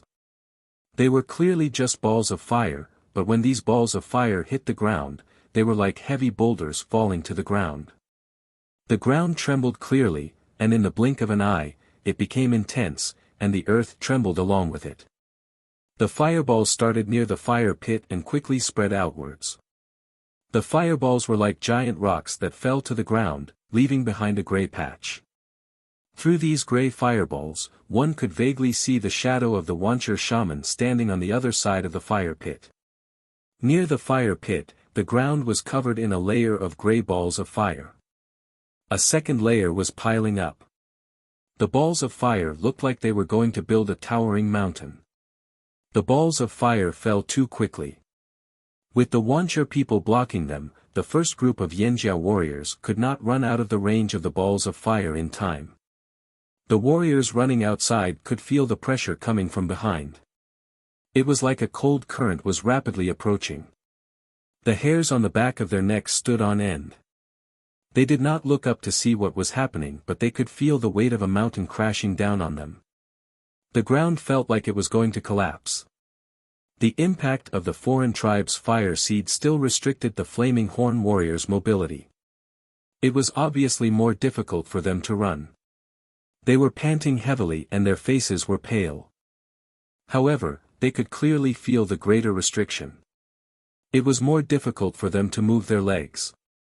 The shadow of death loomed over the heads of the Yanjiao warriors closest to the fire pit. Behind them were countless gray balls of fire. Every ball of fire smashed down with the force of a thunderbolt. It was like they were going to crush the people on the ground. Above their heads was an inescapable shadow. The shadow was spreading at a terrifying speed, as if it was going to cut off all escape routes. In the sky, the gray balls of fire that had spread out blocked the morning sun. They brought with them an unending desolate aura that pressed down. The surging air was filled with a bone-piercing chill. This was the last defense of the Wuxia tribe. It was also the strongest defense of the entire Wuxia tribe. No wonder the Wuxia leader believed in the power of the fire seed so much. To the tribesmen, the fire seed was the most sacred and powerful thing. The fire seed was synonymous with the power of heaven and earth. The Wuxia people believed that no one could break through this defense, unless a more powerful fire seed collided with it. But now, under the deep-rooted belief that the fire seed was rooted in the fire pit, which tribe would be willing to bring the fire seed out? They had dared to set up camp outside the fearsome beast forest because they believed that even if the beasts came out of the forest, they would avoid their tribe because of the fire seed. Their fire seed might not be as strong as the old masters, but at this moment, in this place, their fire seed was the strongest. It was the god that ruled everything. The slave masters did not choose to support the Wuxia tribe randomly. They had their reasons. The reason why those smart slave owners chose the Wuxia tribe was that the Wuxia tribe had the potential to become a powerful tribe. Chapter 5:14. The Wuxia tribe was called Wuxia because the fire seed was born in 10,000 stones. 10,000 stones formed a mountain, and the fire seed of the Wuxia tribe was born in them. On the other side of the gray flames, the shaman was a blurry figure. Because of the swaying of the flames and the swirling of the air, his figure looked distorted and strange. Although he couldn't see the shaman clearly, Xiao Xian could hear the maniacal laughter coming from the fire pit. Ha ha ha. Who told you Yanjiao people to not have the fire seed? Without it, let's see how you Yanjiao people will fight me. Boom. Boom. Balls of gray flames smashed onto the ground, creating a commotion similar to that of a meteor crashing to the ground, not giving anyone any time to breathe. The third layer of flames was already being built near the fire pit. The Yanjiao warriors carrying the wounded felt their bodies quickly becoming tired. The veins on their foreheads pulsed and large drops of sweat slid down their bodies. From the beginning until now, they had run less than 100 meters. Under normal circumstances, it would have taken them only a breath. But here, at this moment, they felt like they were deeply trapped in a torrent. Every step they took was against the flow, and it was extremely difficult. The warriors on the side felt the same. They attacked fiercely, but they felt much of their strength being reduced. They felt weak and powerless. If not for the Yanjiao's strength, they would have been able to hold on for a while after being suppressed. If it had been anyone else, they would have been attacked by the Wuxia people long ago. Watch out! A large ball of gray flames smashed into the people there. The gray flames in the sky covered a large area and spread too quickly. They had no time to run. Even if they avoided this one, they couldn't avoid the other balls of fire. The 10 or so warriors gathered together and could only take it head-on. Seeing the gray flames smashing down, they could only raise the weapons in their hands as if to block it. The gray flames passed through the swords, spears, axes, and rods, passed through the bodies of the warriors, and smashed into the ground with a thunderous boom. The ground under their feet trembled for a long time. Although the flames passed through the warriors' bodies and did not cause any visible damage, the flaming horn warriors felt like they were being crushed by a giant boulder. Their entire bodies felt like they were trapped inside, and there was a strong pressure all around them. Even their blood vessels felt like they were being crushed. Above their heads, there was even more pressure that made them panic. It was like giant boulders were falling down, and the boulders were piling up at a rapid pace. His heart felt like it was being squeezed by someone, and his heartbeat lost its usual rhythm. His lungs felt like they were frozen, and every breath he took was extremely difficult. His strength was decreasing rapidly, and the totem power in his body was like a hibernating animal encountering cold weather. He felt drowsy. The pressure was still increasing, and it was difficult for them to stand. The situation was not good. It wasn't just the flaming horn warriors who were trapped. Even the slave masters who were hiding in the periphery were terrified. Although they weren't trapped, the power of the fire seed terrified them. They could easily enslave a slave who didn't have any fire seed energy, but it was extremely difficult to control a warrior with awakened totemic powers. This was the power of the fire seed, and the conflict between fire seeds. The slave masters were all descendants of tribesmen with fire seeds. After a long time, they became slave masters. They also had fire seeds in their bodies. The war between fire seeds was just like the war between humans. It never subsided. Some of the slave masters who had wanted to attack the Wuxia tribe when they escaped the desert were now secretly glad that they didn't do anything. If the Wuxia tribe had been forced to use the power of the fire seed, they would have suffered the same fate as the Yanjiao warriors. Good thing we didn't do anything. Looks like the Yanjiao won't get away with it this time. I hope the Wuxia people can take this opportunity to destroy the Yanjiao tribe. Those who didn't think highly of the Wuxia tribe now changed their minds. A slave master on the side rolled his eyes and whispered, "Why don't we take this opportunity to help the Wuxia tribe?" The person who said this was the young master of Skywell City, who didn't think highly of the Wuxia tribe before. Now that the situation had improved, he had another idea. That makes sense. Let's go. There were others who had the same idea.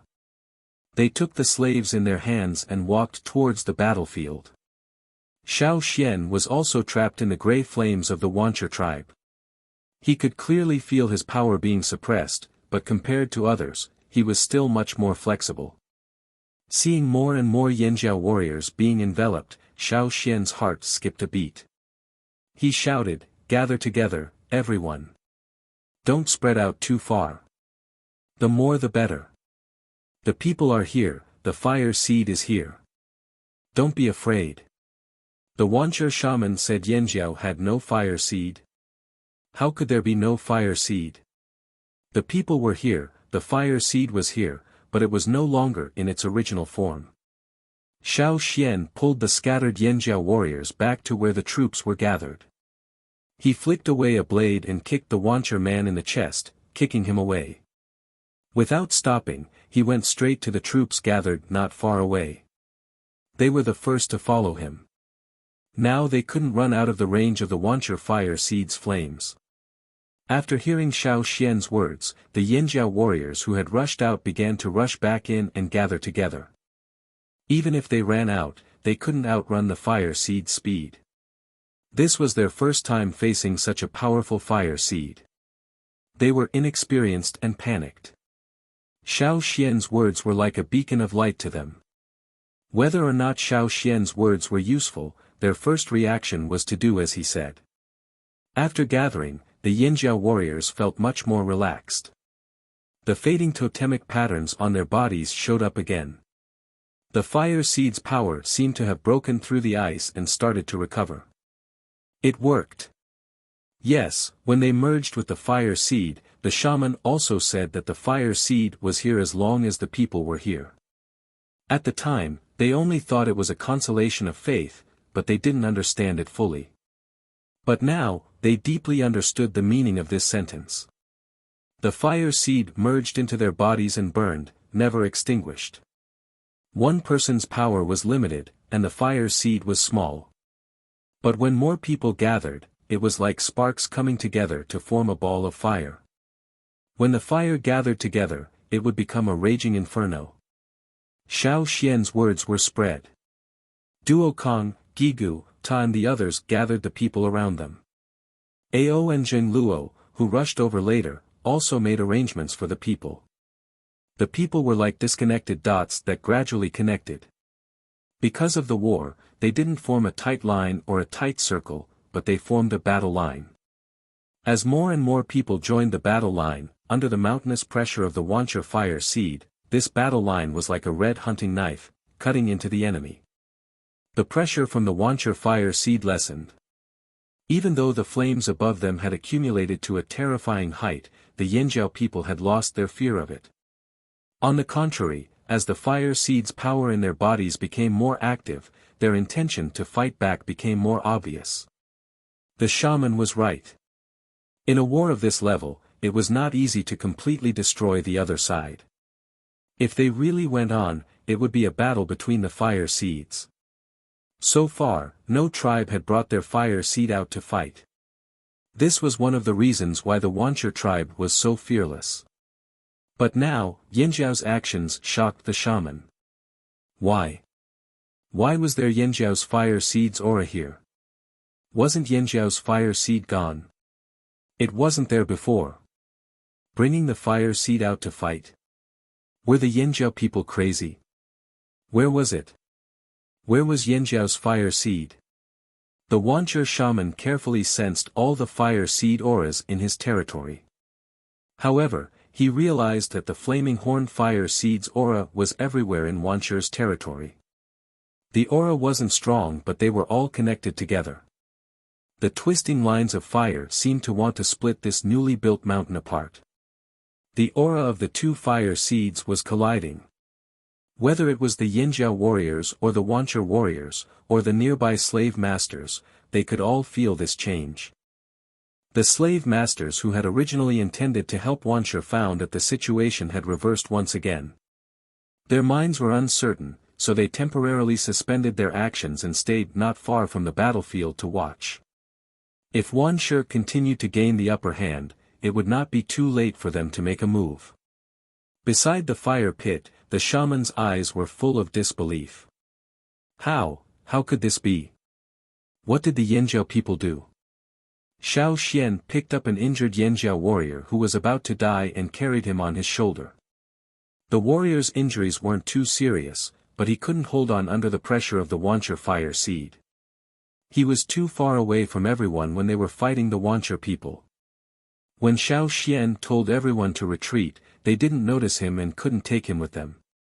Seeing that most of the Yanjiao people had gathered together, but Xiao Xian was the exception, the shaman came back to his senses. He glared at Xiao Xian fiercely, the gray totemic patterns making his twisted expression look even more ferocious. I don't care what you do, I'll bury you all here. You'll be crushed bones under the Wuxia volcano. A beam of fire shot out from the fire pit, gathered in the air, and smashed down on Xiao Xian. Xiao Xian felt as if there was a powerful force above his head, as if the sky was collapsing. He didn't have time to think too much, so he threw the person on his shoulder towards the direction of the group.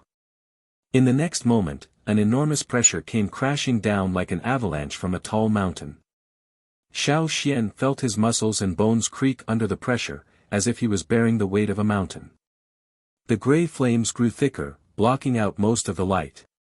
It was as if night had fallen. Chapter 5:15. Xiao Xian. Xian, how are you? Someone shouted anxiously from the group. However, because of the dense gray flames, their vision was blocked and they could not see clearly. Especially where Xiao Xian was, it was the spot where the shaman had exerted most of his strength. Xiao Xian knew that the attack had been aimed at him. Even through the gray flames, Xiao Xian could feel the Wuxia shaman's venomous gaze on the other side of the flames. Xiao Xian was the leader of the first group to attack this place. How could the Wuxia shaman not hate him?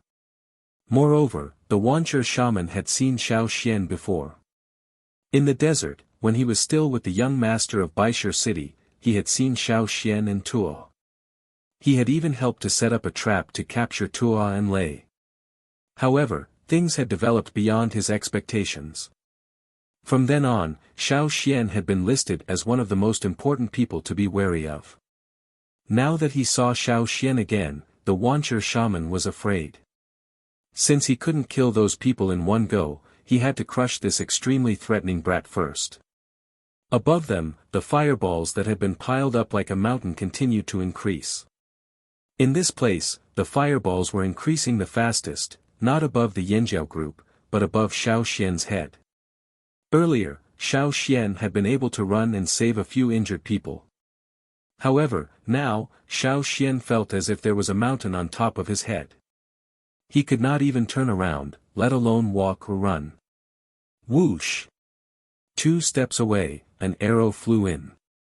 However, because of the fire seed's flames, or because the other party could not see the target's exact location, the arrow had missed. Someone wanted to use this opportunity to kill Xiao Xian. Under the fire seed's flames and within such a killing formation, it would take a lot of effort for someone outside to shoot accurately. Xiao Xian could feel the Wuxia people approaching. They probably felt that the Yanjiao group was not easy to deal with, so they changed their target. After all, there were too many Yanjiao people there. When they gathered together, the Yanjiao fire seed's power made the Wuxia people uncomfortable.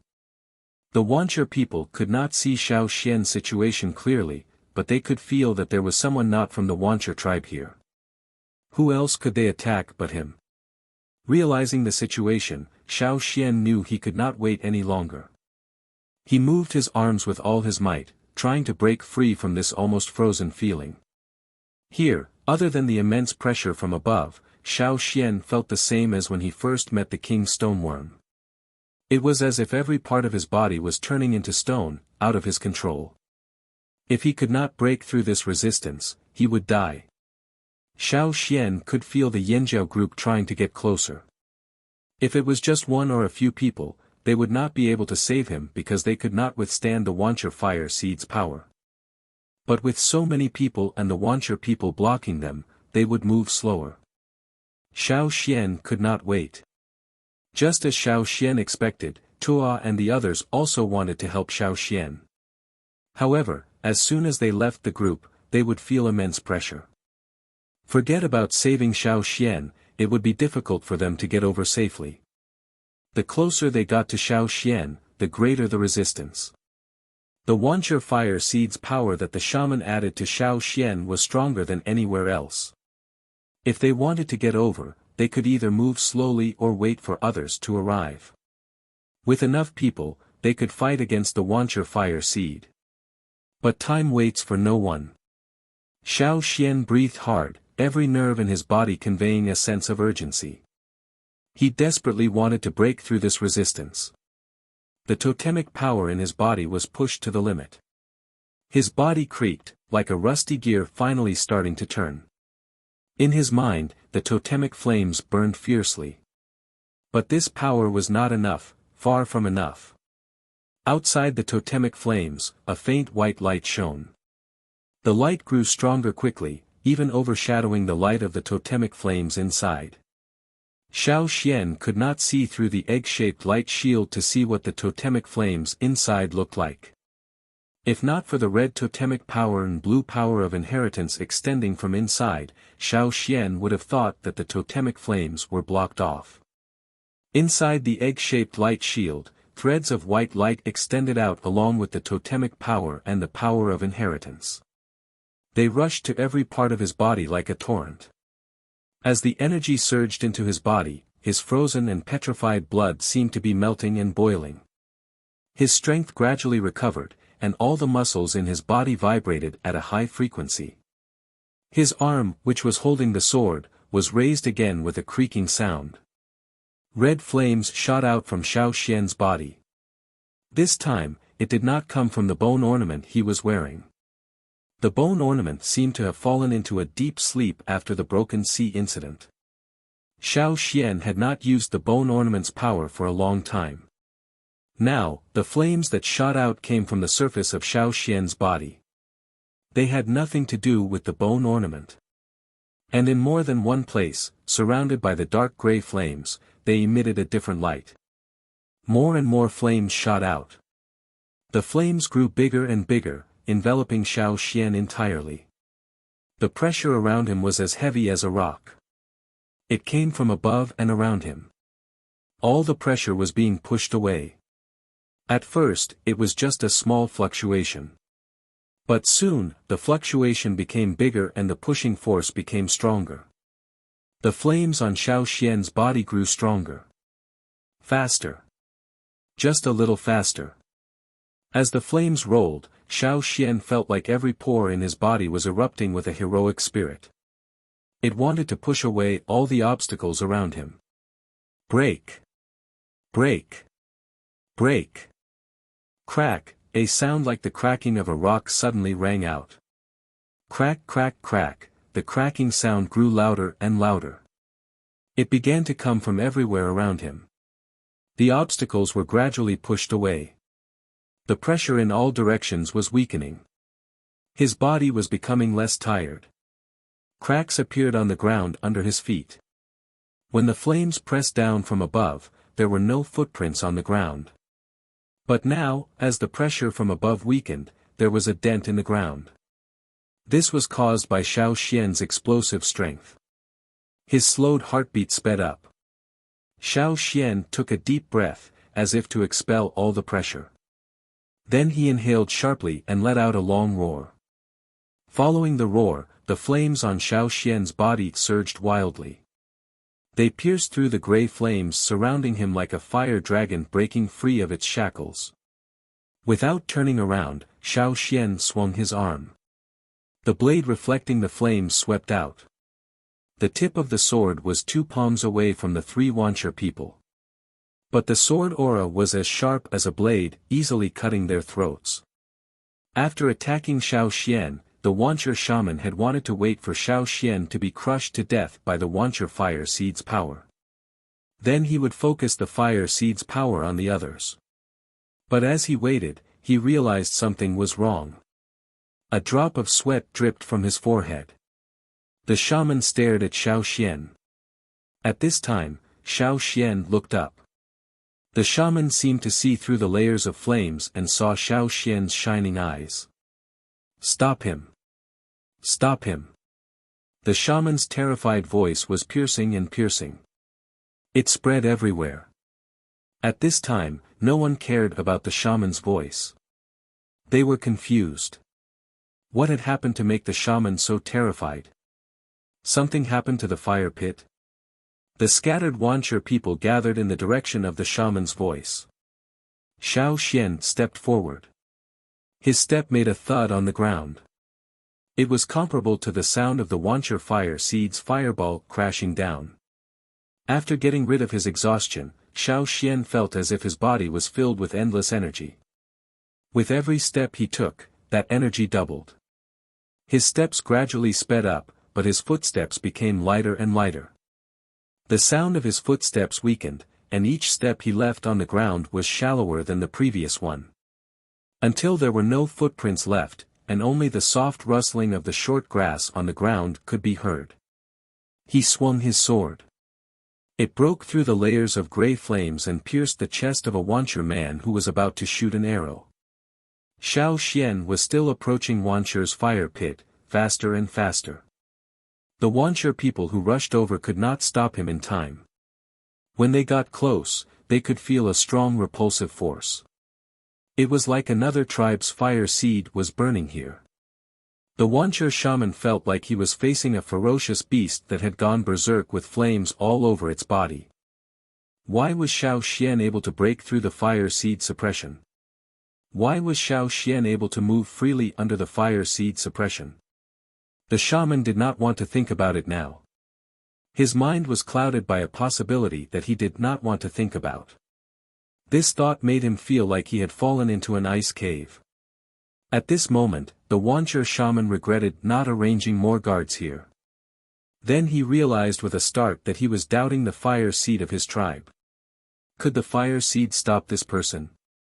This time, he lost his confidence. Even the guards could not stop Xiao Xian. Xiao Xian was too fast. The shaman's vision was not affected by the gray flames. At this moment, all the gray flames in his vision faded. Everything around him became clear. There seemed to be a voice in his head telling him what to do. The shaman watched as Xiao Xian approached. He thought Xiao Xian's target was him. However, just as he was about to die, he realized that Xiao Xian had jumped 10 steps away from him. He jumped over his head and charged towards the fire pit behind him. The shaman's eyes almost popped out of their sockets. He could not believe that this person's target was the fire seed. He wanted to destroy the fire seed all by himself. Lunatic. This was a lunatic. If Yanjiao's fire seed was here, it might be possible. However, he was the only one here. Could he represent Yanjiao's fire seed? The shaman had never heard of anyone who could fight a large tribe's fire seed alone. Jumping in meant death. But soon, the shaman felt a pressure that made his heart stop beating. It pressed down from above and made him collapse on the ground. Xiao Xian jumped into the air and raised his hand to slap at the flames spewing out from the fire pit. His palm passed through the gray flames as if it was brushing against cold rocks. This palm seemed to be infinitely enlarged. It felt as if the palm could cover the entire fire pit. Under this palm, it was like another world. There seemed to be electricity flashing under the palm. It was like a flash of light from the collision of clouds under the endless sky. Every time this palm pressed down, a portion of the gray flame mountain formed by the 10,000 stone stacks would crumble. The cracked gray flames exploded like rolling thunder. The air surged wildly like an avalanche sweeping down from the top of a mountain, setting off a deafening roar. The towering mountain that was unshakable like a giant trembled and collapsed. Everyone in the Wuxia tribe could feel this shocking change. At this moment, everyone who was fighting stopped what they were doing and tensed up to feel this change. In Xiao Xian's mind, the white light shield grew brighter. An unparalleled power was suddenly released. His palm pressed down again with the power to destroy the world. The battle of the tribes, the struggle for the fire seed, the battle of life and death. The others' despair, my glory. From now on, there would be no more Wuxia. Yanjiao would return to the peak. Destroy, for me. Rumble. The mountain collapsed as if the world was splitting apart. The deafening roar of splitting mountains and splitting rocks was deafening, and even the air seemed to be continuously exploding. The wind blew wildly as if to kill everything. The mountain that the Wuxia people thought was indestructible, the sturdiest and most reliable guard, the most powerful mountain of fire seeds, was heading towards its end, just like their crumbling faith. The sound shook the heavens and the earth. It was as if waves had been set off. Wave after wave, it spread far and wide. Even the people who had taken refuge in the forest could hear it clearly. In the lush forest, flocks of birds flew away in fright. Beasts roared and ran further away. When the roar finally subsided, the gray mountain of fire above the Wuxia tribe had disappeared. Like a thick fog being blown away, everything became clear. Yangguang at noon was dazzling. The warm light shone on the earth. However, in such a lively and noisy world, it seemed to be frozen. Everything was silent. Chapter 5:16. Everyone was dumbfounded by this sudden change. What had happened? Actually, everyone knew what had happened. They just didn't believe it. An injured Yanjiao warrior was holding a weapon.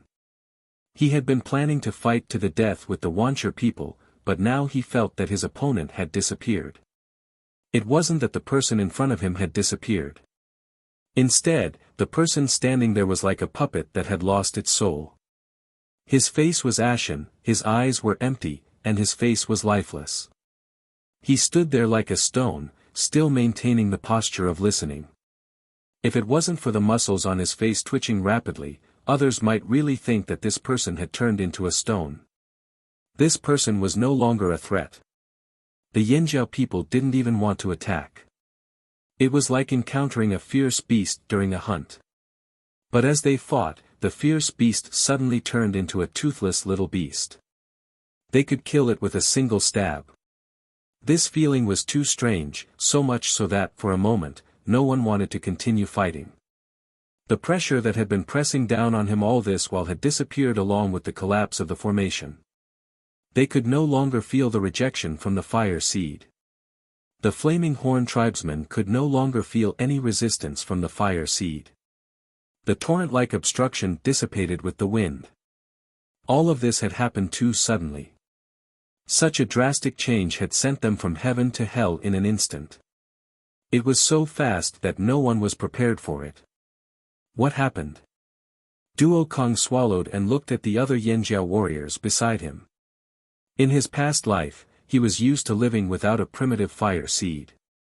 Hence, he wasn't as sensitive to it as the people of the old haunt. After sensing the changes around him, he had a guess.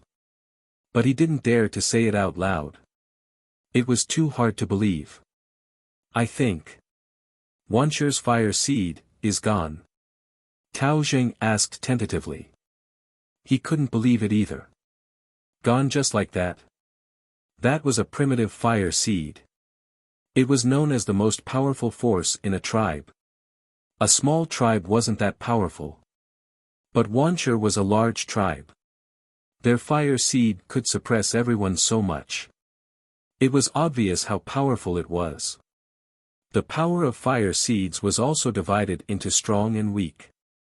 In fact, after sensing the power of the myriad stone fire seed, the leaders decided to ignore the myriad stone fire seed for the time being and wipe out the myriad stone fire seed first.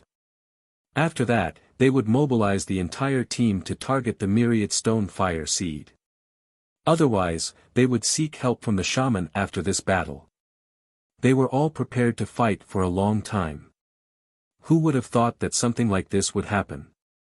Under the power of such a powerful Wancher fire seed, there was actually someone who could destroy it. At this time, everyone was thinking, who destroyed it? On the side of the Wancher tribe, they were all like walking corpses. This sudden huge blow completely destroyed their psychological defense line. They didn't want to believe the possibility in their hearts, but the totemic power in their bodies was disappearing. This change was very obvious. The disappearance of power was accompanied by endless exhaustion. The weapons in their hands became heavier and heavier, and their legs seemed to be tied to boulders. It was difficult to move. The soreness in his muscles and the pain from the wounds all over his body became clearer and clearer. The totem tattoos on his body were fading and disappearing. Like firewood that had burned to the end, the flames would die out and the wood would turn to ashes. Turning their necks mechanically, they looked in the direction of the fire pit. Without the gray flames blocking their vision under the clear sky, they could see clearly. Over at the fire pit, there was no fire seed flame. The power that had been protecting them had disappeared without a trace. They knew all too well what this meant. After all, they had wiped out other tribes and seen the fate of those tribes after their fire seeds were destroyed. Thinking of the tribes they had wiped out, the wanderers who lived miserable lives, and the slaves who were at the mercy of others, they had always understood the cruelty of this world. The strong preyed on the weak. But in the past, they had stood in the position of the butcher. Now, they were meat under the butcher's knife. They were like birds without an umbrella, about to be bombarded by the cruel storm outside. Yangguang was warm at noon. But under this sky, everyone in the Wanshi tribe felt an unprecedented chill. This was a psychological chill that chilled them to the bone. It was much colder than a bucket of ice water in the middle of winter. But there was nothing they could do. They could only shiver with the cold invading their bodies. By the fire pit, the Wanshi shaman's lips moved. He wanted to say something, but no sound came out. It was as if someone had grabbed his throat. He could not make a sound. How could this be? How could this be? The Wuxia shaman kept thinking about this sentence. A person was squatting in the fire pit of Wuxia. A yinjiao. At this moment, the person's hand was pressed against the center where the fire seed usually burned. The Wuxia shaman stared fixedly at the hand that was stuck there. His gaze seemed to penetrate the hand and see if there would be more gray flames under the palm. Rumble, a small stone rolled, making a soft sound. The hand in the fire pit moved. Xiao Xian stood up slowly. He raised his hand and looked at the fire pit. This fire pit was dead. From now on, there would be no more fire seeds burning. A figure rushed over. Xiao Xian did not stop him. He watched as the Wuxia shaman ran over. He could not stand properly and fell to his knees. Then he dug with his hands like a madman, trying to dig something out of the ground. Stone after stone was dug out. Below was ordinary stone soil. That was all. Impossible. Impossible. The Wuxia shaman's hands were bleeding. He screamed hysterically. Then he looked at Xiao Xian. His eyes were filled with hatred and madness, but also some fear. Then he seemed to have made a decision. He pulled out a metal dagger and jumped up to stab at Xiao Xian. Xiao Xian just looked at him calmly, then stretched out 2 fingers and pinched the dagger that was coming towards him. It was a simple action, but it brought the Wuxia shaman back to reality. He had lost his strength. If he still had his strength, even if he was not a powerful warrior, he would not be so weak. His opponent could pinch him with 2 fingers. The Wuxia shaman did not let go of the dagger. He tried to push it forward, but the dagger did not budge. It was as if there was a solid wall in front of him. He could not move forward. Looking up at Xiao Xian's eyes, he realized that there was a strange light in Xiao Xian's eyes. Although the Wuxia fire seed was gone, the shaman still had some senses. He could feel that Xiao Xian's power was different from Wuxia's, Yinjiao's, or any other tribes. Was that really the fire seed's power? Thinking of Xiao Xian's hopeless jump and slap, the shaman kept replaying the scene in his mind. That was not the power of a normal tribesman. Definitely not. Who are you? The shaman muttered. Xiao Xian did not speak. Who are you? Who are you? Ignoring the shaman's screams, Xiao Xian flicked his fingers and pushed the dagger away. You're asking me? How would I know? Xiao Xian knew what the shaman was asking, but Xiao Xian could not answer. The shaman had said that to destroy the Wuxia fire seed, he had to follow the instructions of the fire seed in his body. He might also need to gather totemic power and inheritance power. However, at that moment, the power in his body was not Yanjiao's fire seed, but that strange power. Ever since he came to this world, Xiao Xian had never figured out what that power was. Why was he brought here? But later, he learned that the power was related to the fire seed. It was not just Yanjiao's fire seed, but also the fire seeds of other tribes. Xiao Xian looked the same as the other children in the tribe, but his awakening was different. Xiao Xian once brought back the stone given by the crocodile of the drumming tribe, but it turned out to be a water moon stone. It was said that only the drumming tribe could produce this kind of stone. Xiao Xian once went to the rain tribe. It was said that the ritual of praying for rain, which had not succeeded for thousands of years, succeeded. All of this was related to the power that brought him here. What kind of power was it? Xiao Xian could not tell. Turning around, Xiao Xian walked towards the direction of the tribe. There was no need to continue this battle. The Wuxia people gradually came to their senses. They had lost all their will to fight. When the Yinjiao team took a step forward, they retreated far away. Some people screamed in fear and ran away. This was like a signal. More and more people ran away from the opposing sides. Although the slave masters were shocked that Wuxia had been defeated much faster than they had expected, they were still satisfied with the current situation and the fate of the Wuxia tribesmen. They wanted to recruit the tribe warriors who had lost their fire seeds. Because they once had power, after losing it, they would definitely want to regain it. This was the best chance for the slave masters to intervene. Recruit. The slave masters who had shrunk away were like beasts that smelled meat. They all stretched out their claws. The flaming horns realized something was wrong. If the slave masters weren't here, they would be fine. After destroying the Wuxia fire seed, they had no interest in slaughtering the weak. However, with the slave masters here, it meant that the Wuxia people could regain their power and seek revenge. How could this be? Kill them. Kill them. Don't let them escape with the slave masters. Kill both the slave and the slave master. Zheng Luo shouted.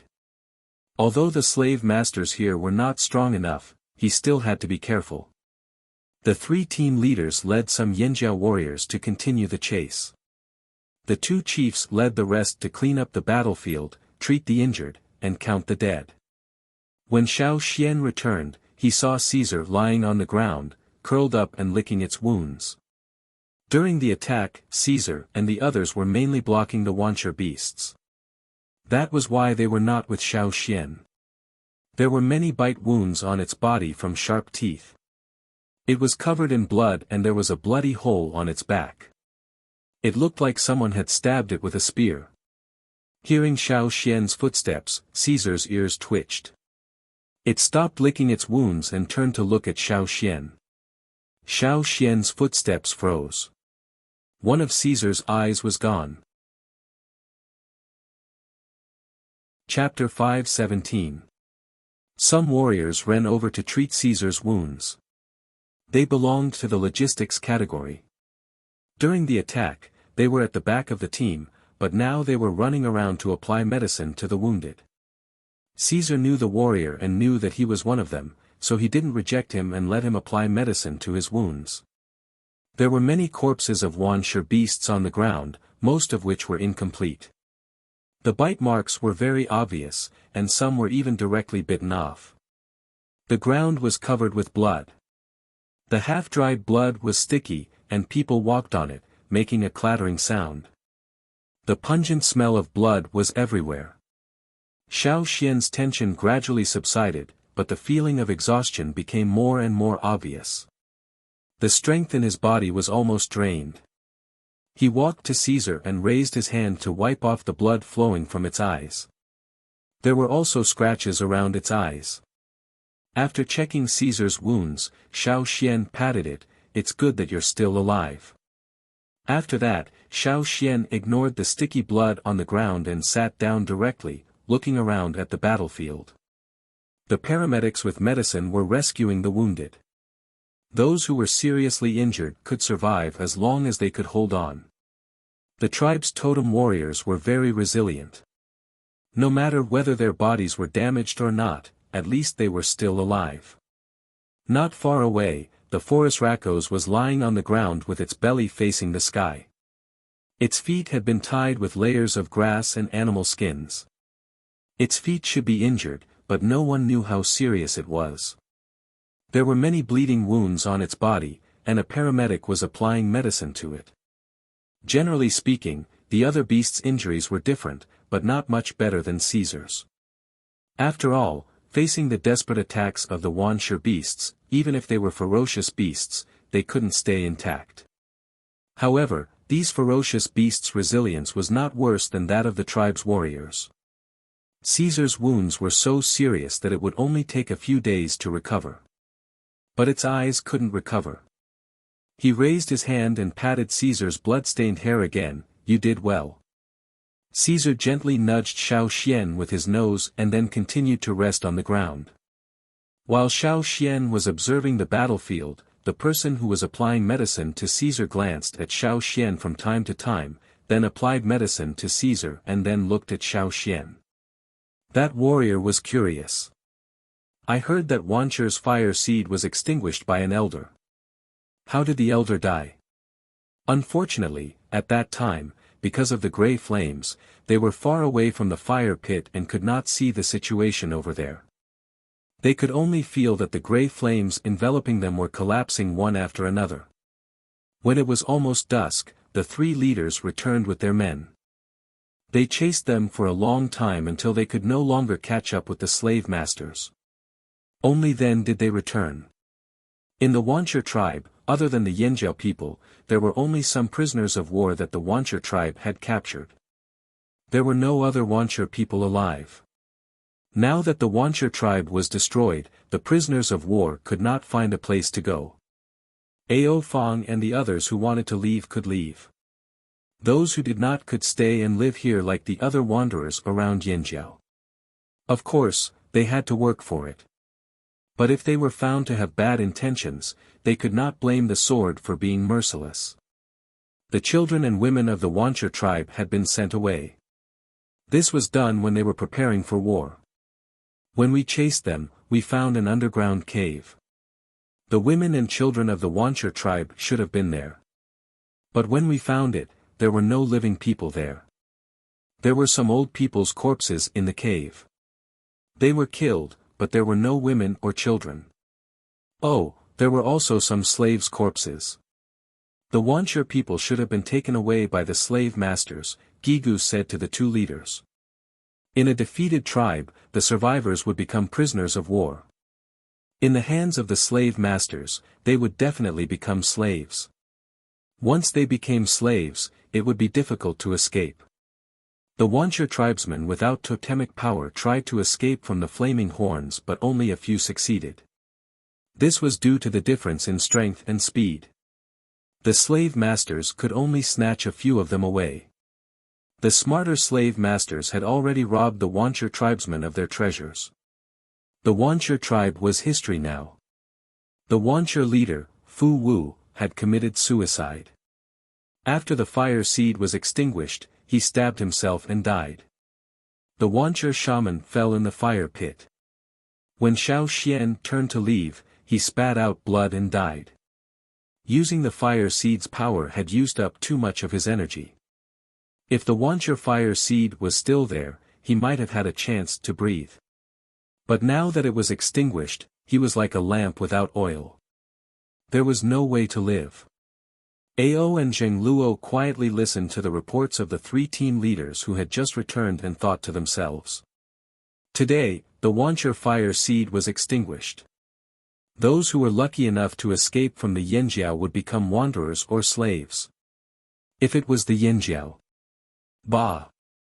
How could Yanjiao become like Wuxia? Perhaps the disappearance of the primitive fire seed is a good thing. Ao sighed. This was the first time they had experienced a war like this. The first time they saw the destruction of a tribe's fire seed with their own eyes. The change in the primitive fire seed's form could prevent the fire seed from weakening. It could also prevent the possibility of being wiped out. The human race's situation was still developing in a good direction. Perhaps in the near future, all the tribes here would change.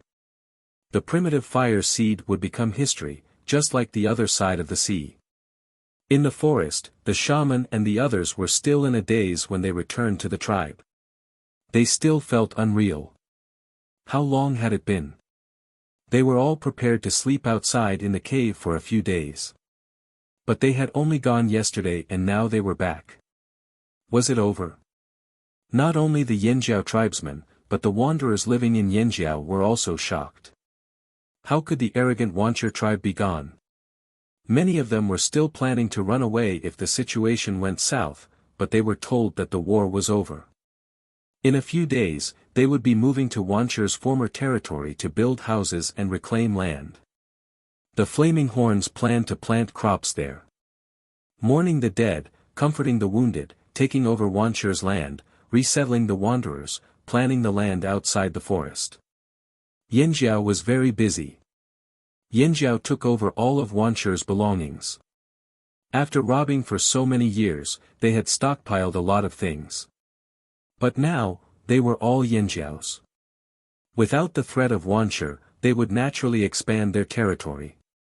Although the forest was big, it wasn't suitable for large-scale farming and breeding. There were too many beasts and they couldn't defend against all of them.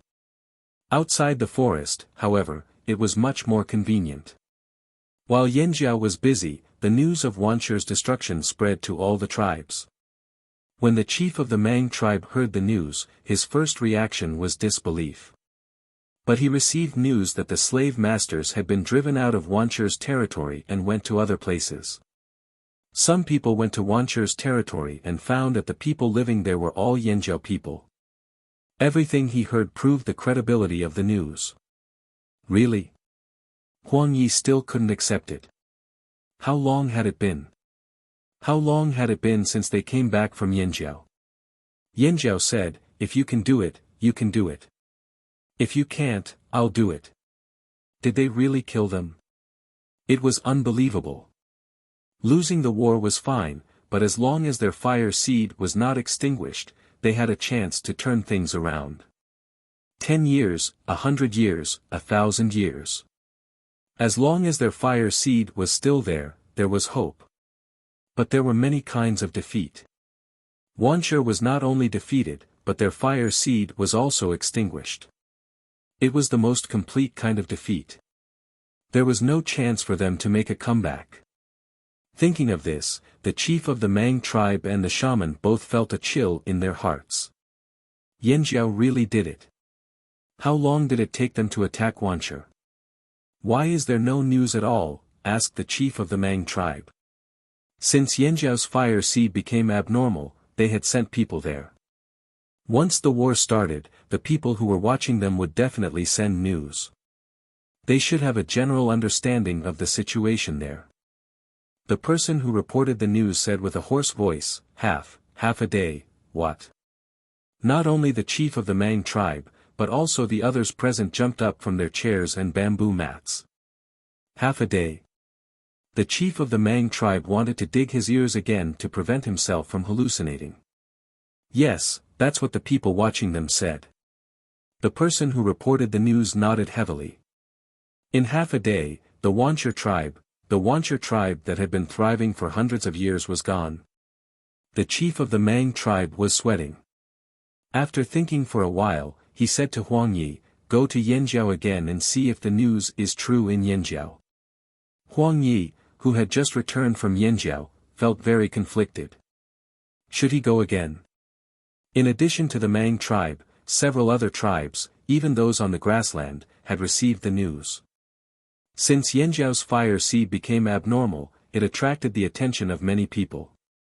Naturally, the news of Wanshur's destruction was also known through some channels. Therefore, when Huang Yi packed his things and went to the Yanjiao tribe again, he met Gu Ji and Qiu Gu, who were also conflicted. Thinking of the last time they brought people to the Yanjiao tribe, the three of them could only sigh. They were conflicted. Chapter 5:18. After the war ended unexpectedly, the Yanjiao tribe was busy every day. The fearsome beast forest was in the direction of the Wanshur tribe. People came and went every day, and the sound of trees being chopped or hammered could often be heard. Because the Yanjiao tribe wanted to take over the Wanshur tribe's territory, they planned to open up a path to transport supplies from the tribe in the forest to the Wanshur tribe. In the past, it wasn't difficult to walk in the forest, but it was more troublesome to open up a path. The dangerous plants and beasts in the forest were exterminated, and the trees were cut down according to the planned route. The cut-down trees were transported to the side to build houses for the people. The uneven places on the ground had to be smoothed out, otherwise, it would not be good to pull the cart in the future. Therefore, when people walked past here, they often saw bare-chested Yanjiao warriors hammering the ground with large stone hammers. The ground shook with the thuds. Hurry up and pull it out, or I won't be able to hammer it. A warrior with a large stone hammer yelled at his companion, wiping his sweat. In the place he pointed, there were trees that had been chopped down. The roots were still there. If they wanted to make the ground firm, they couldn't leave the wood behind. Wait, there's a big rock underground. I'll dig it out first, then you hammer it. Seeing this, the warrior who was hammering the ground put the stone hammer aside and sat on the grass to rest. He looked back at the result of his hard work over the past few days. A smooth dirt road stretched from the tribe's position to here. There was no longer the dangerous atmosphere of the forest. He couldn't help but feel proud. Thinking of something, he couldn't help but ask his companions, "Hey, I heard that the chief wants to trade for some cart-pulling beasts from the Lu tribe. Do you think horses or cows are better?" "Horses. Horses can pull carts, ride them, and run fast. Cows. What's so good about horses? Cows can pull carts and run fast, and I heard they can pull plows too. And cows have horns, they look more powerful. Cows and horses are the same, but the Lu tribe's bird eggs are better," a warrior said. "TSK, the eggs of the Lu tribe are bigger than the eggs of the other tribes. Let me tell you, when we were on the other side of the sea, our tribe raised ducks. They were brought back by Great Elder Xiao Xian. They also had duck eggs, which could detoxify poison. It's a pity that the duck didn't come with us. Speaking of the Great Elder, he came out of the same cave as me." Ku recalled a long time ago, before they came to the old haunt and awakened their totemic power, they lived in a cave at the foot of the mountain. Hearing Ku's words, the others stopped bragging and gathered around to look around. Seeing that no one else was near, they lowered their voices and asked Ku, "Hey, brother, tell us about the Great Elder back then. Was he very powerful?" Back then, Ku recalled the thin and small figure in his memory. No one would believe that the person back then had grown to such an extent. At this moment, the first elder that these people were talking about was frowning and biting the end of his pen. "How do I write it? How do you want me to write it?" Xiao Xian looked at the empty animal skin scroll. He had bites on the wooden handle of the brush, leaving bite marks on it. Xiao Xian didn't have this habit before, but these days he was forced to bite the pen because of the task assigned by the shaman. In half a day, the shaman destroyed the fire seed of the Wuxia tribe. This surprised and delighted the shaman. As the first large-scale victory in 1,000 years, it must be recorded and passed down to future generations. This was a shining point in Yanjiao's history. It couldn't be missed. And to record this significant historical event, how to extinguish the fire seed was a very important part. The shaman couldn't write this part, so Xiao Xian had to write it himself. But here came the problem. Xiao Xian couldn't write it. How to extinguish the fire seed was almost an instinctive reaction, like a dream. After the fire was extinguished, he recovered and rested, but the process of extinguishing the fire was a little vague. Now, no matter how hard Xiao Xian tried to recall, it was difficult for him to remember the key parts. First of all. Second, what Xiao Xian wrote down was to be passed down to future generations of Yanjiao, so he had to be careful. Words and sentences had to be carefully chosen. Otherwise, the future generations of Yanjiao would be affected. As the Great Elder, he had to have the momentum and dignity of the Great Elder. According to the habits of the ancestors, the animal skin scrolls that recorded important events were all written concisely and clearly, with the key points highlighted. They also had special idiomatic sentences.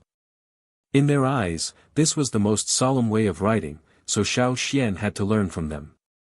However, Xiao Xian's habit of using words was obviously different from others. With a long sigh, Xiao Xian looked sideways at Guizhe on the other side of the table. As the successor of the shaman, Guizhe was also given a task and had to write a lot of things. Looking at the 3 animal skin scrolls next to him, Xiao Xian didn't even need a draft. Noticing Xiao Xian's gaze, Guizhe raised his head and looked at Xiao Xian in confusion. "Cough, Guizhe, lend me your animal skin scrolls to copy, for reference." Xiao Xian said. Guizhe didn't expect Xiao Xian to ask this question. Generally speaking, whether it was the shaman or the successor of the shaman, the animal skin scrolls they wrote couldn't be casually shown to others, because most of what they wrote contained some of the tribe's secrets. Even most of the people in the tribe didn't know about it. However, Xiao Xian, as the great elder of the tribe, was qualified to look at the animal skin scrolls. Moreover, it seemed that there was nothing he didn't know about what was written. Guizhe hesitated for a moment, then handed the 3 animal skin scrolls next to him to Xiao Xian. She didn't understand. It was just an animal skin scroll, why did he have to be so hesitant? Xiao Xian used Guizhe's words as a reference and made a draft. He couldn't remember the specific situation when the fire seed was extinguished, so he could only leave the words, follow instinct, and, follow the instructions of the fire seed. This was the universal sentence on the animal skin scroll, so it couldn't be wrong. As for the specifics, he could only add them when he remembered. Coming out of the shaman's house, Xiao Xian looked at the sun in the sky. It should be sunny these days, which would be very convenient for the tribe to carry out their plans. In 2 days, the road from the tribe to the forest should be ready. When he returned home, Caesar was lying outside, grinding his teeth on a piece of animal bone. In the battle with the Wuxia tribe, Caesar lost an eye, but it had a strong recovery ability. As a branded ferocious beast, it also had the power of the Yanjiao's totem, but it couldn't merge with the fire seed. With the power of the totem, it could naturally recover faster. In the Battle of Wuxia, it killed the most Wuxia beasts in the tribe. Caesar was more seriously injured than the others, but in terms of recovery ability, it was better than the others. When Caesar was able to hunt in the forest, the 2 beasts in the young Guang's house were still resting. The forest Rakos was still lying on its back because of its foot injury. When they came back from the Wuxia tribe, it was Guang who carried it back. According to the tribe's secret engraving technique, the descendants of the ferocious beasts in the tribe would become ordinary beasts again. The influence of the engraving technique would only exist in their generation. In the future, the tribe would choose the best ones from their descendants to engrave. Because of Caesar's eye injury, Xiao Xian made an eye patch with animal skin to prevent the wound from rubbing dust and stones or getting infected by branches in the forest. At first, Caesar wasn't used to it and always wanted to scratch it with its claws. Now it was much better. Sometimes when it went out to hunt, it would rub off the eye patch. Old Ku would replace it with a spare one and make a few more. The wound was almost healed, but Caesar's right eye was gone and couldn't recover. In the future, Caesar could only see with one eye, which might affect its hunting. Recently, it spent more time hunting, so it was getting used to it. Old friend, it's okay if you can't catch any prey. I'll take care of you. Xiao Xian checked Caesar's recovery and made sure there was no more infection. Then he entered the house. Xian, the people of the Lu tribe came to see you, said old Ku, who was working on a stone tool. The Lu tribe? Yanjiao. Yes, that's him. When they heard the news of Wuxia's destruction, the people of the Lu tribe all cheered. That scourge was finally gone. Now, the people of the Lu tribe came to Yanjiao eagerly. The Wuxia tribe was leveled. Houses, animal pens and fields were rebuilt on the ground. The people of the Lu tribe also gave free guidance to the people who built the animal pens. They taught them how to make the construction more convenient and the animals they raised would be better. Xiao Xian guessed that Yanjiao wanted to discuss with him about raising young beasts. Now that the tribe's territory had expanded, new animal pens were built one by one. Naturally, there was more demand. A few days ago, when the people of the Lu tribe came, they mentioned that Yanjiao was very willing to make a deal with Yanjiao. Destroying the Wuxia tribe in half a day was indeed a shocking thing. The name of the Flaming Horn tribe had also spread out. The major tribes in the central region would definitely be more vigilant now. However, they didn't dare to offend the Flaming Horn tribe. Otherwise, they wouldn't have tolerated the Wuxia tribe for hundreds of years without fighting. If they thought too much, they would think too much and worry too much, which would only make them hesitant.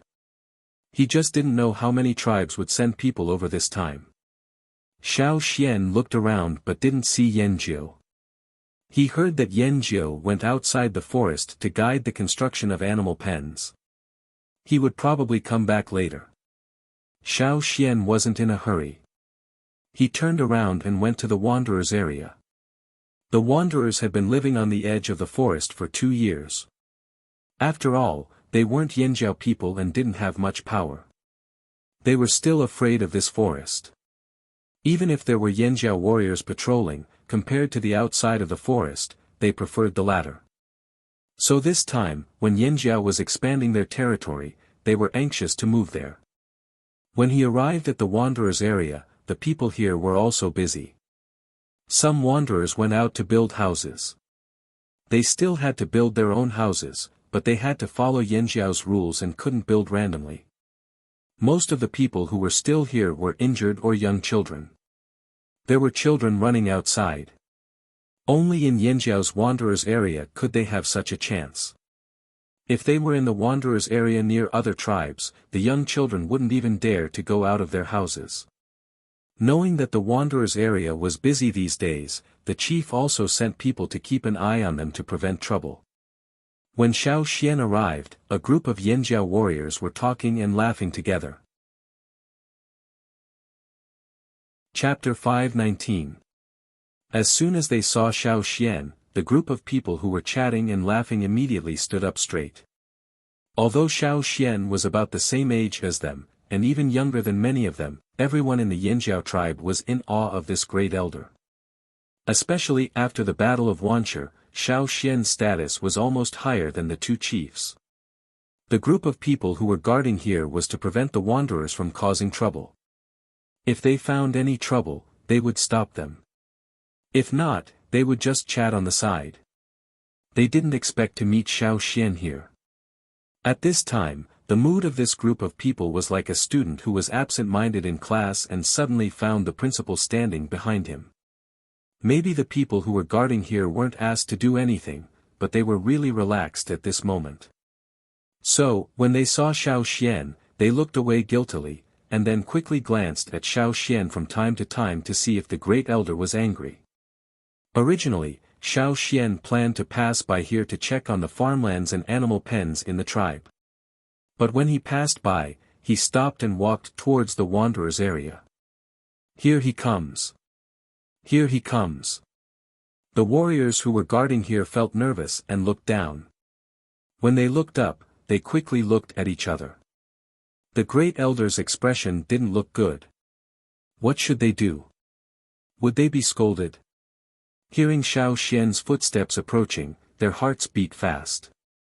When Xiao Xian finally stopped in front of them, they had to look up and smile. Great. Great elder. You've been guarding here all this time? Xiao Xian asked. Yes, we've been here all this time. We've been guarding here since dawn this morning. Nothing happened in the wanderers' area, the leader replied. What about before? Was it also you? Xiao Xian asked again. Yes, we and another group took turns guarding here. But we weren't here at night. There were other patrols. The leader said. He was secretly anxious.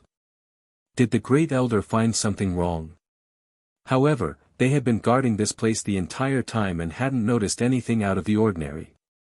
Xiao Xian didn't ask any more questions. Instead, he walked towards a house not far away. The team members who stayed behind looked at each other. Then, the leader made the decision to follow Xiao Xian. If Xiao Xian noticed anything unusual, they could make up for it. Xiao Xian walked towards a very ordinary wooden house.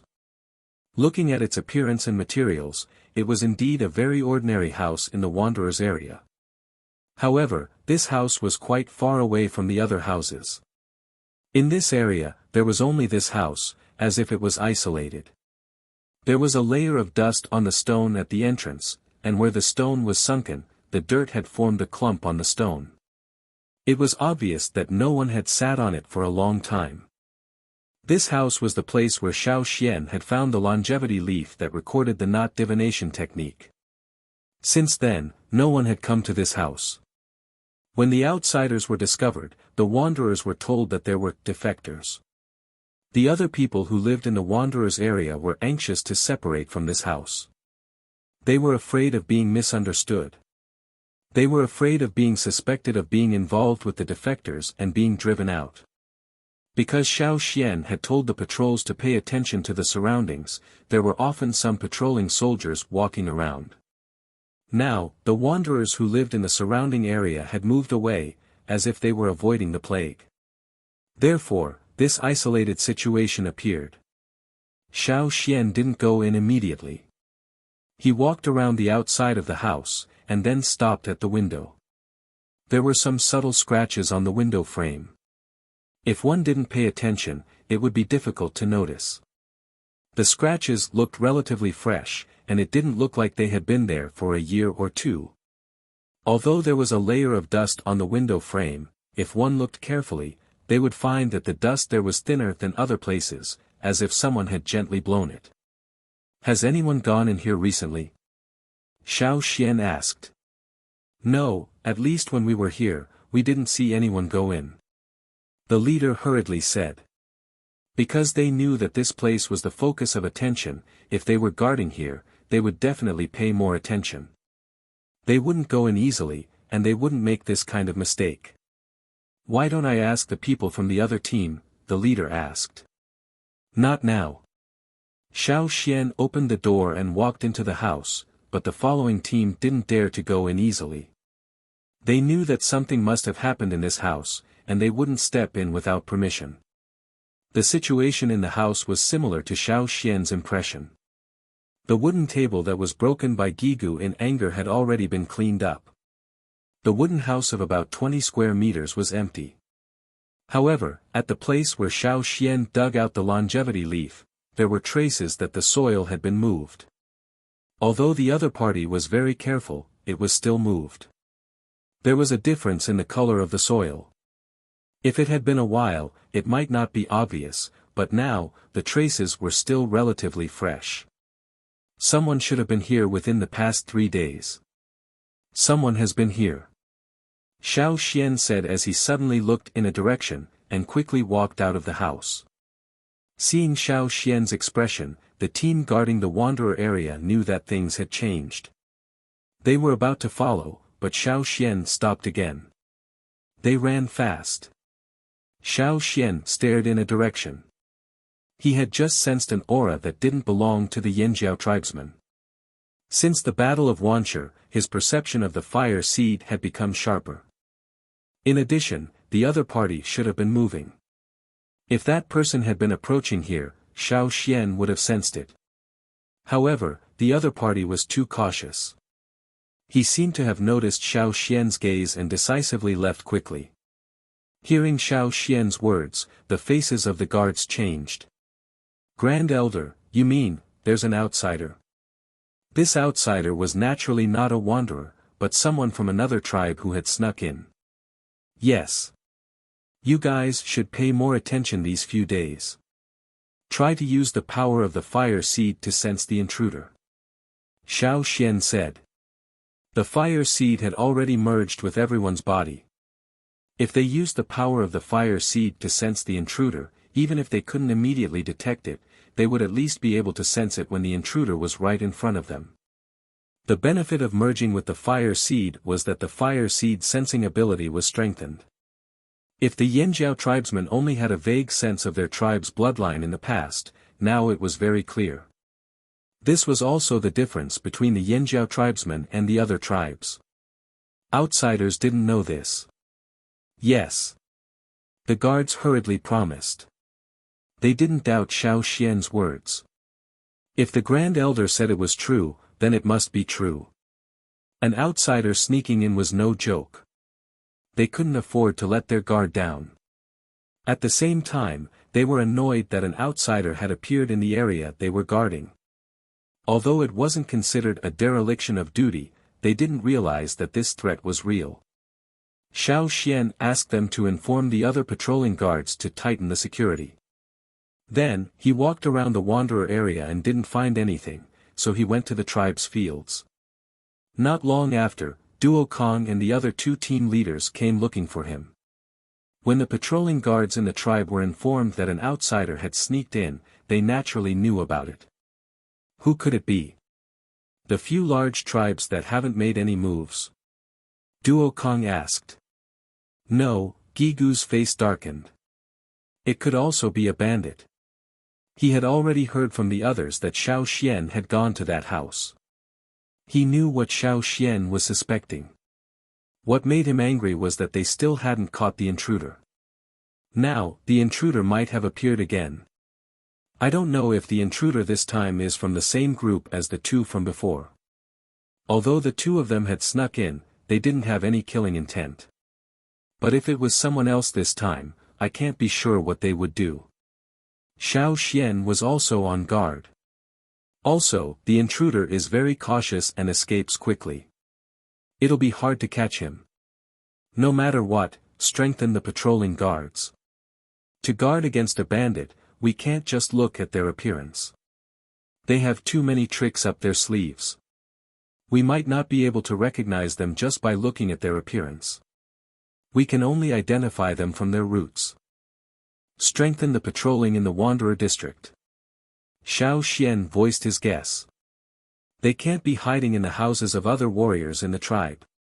Otherwise, they would have been discovered long ago. They can only be hiding in the Wanderer district or outside the tribe. The three team leaders nodded. Identification at the level of the fire seed was the most accurate. The infiltration of an outsider made the Yanjiao warriors, who had become complacent after destroying the Wuxia tribe, finally calm down. It was just the Wuxia tribe. In this world, there were many people stronger and more difficult to deal with than the Wuxia tribe. The bandits were one of them. As an alternative group, the robbers were indeed mysterious and gave people headaches. Even the Mang tribe and the Eight Limbs tribe had been infiltrated by the robbers, and more than once. Until now, they had not been caught. One could imagine how cunning they were. Moreover, Xiao Xian wanted to find the person who had snuck into Yanjiao and hid the longevity leaf in the house. He wanted to ask them where they found the longevity leaf. The knot divination recorded on the longevity leaf was passed down from the Yi tribe. Xiao Xian had confirmed this on the other side of the sea. It was also certain that the Yi tribe had brought the longevity leaf here 1,000 years ago. Then, from whom did the bandits steal the longevity leaf? Chapter 520. Because of the infiltrators, Yanjiao became nervous again. They were not as excited as they were after the Battle of Wuxia. They were famous for destroying Wuxia, but they also attracted a lot of attention. They could not afford to let their guard down. The road is done. Someone pulled the cart over today. It looks good. We've built 10 animal pens outside. Do we need to build more? The fields have been demarcated.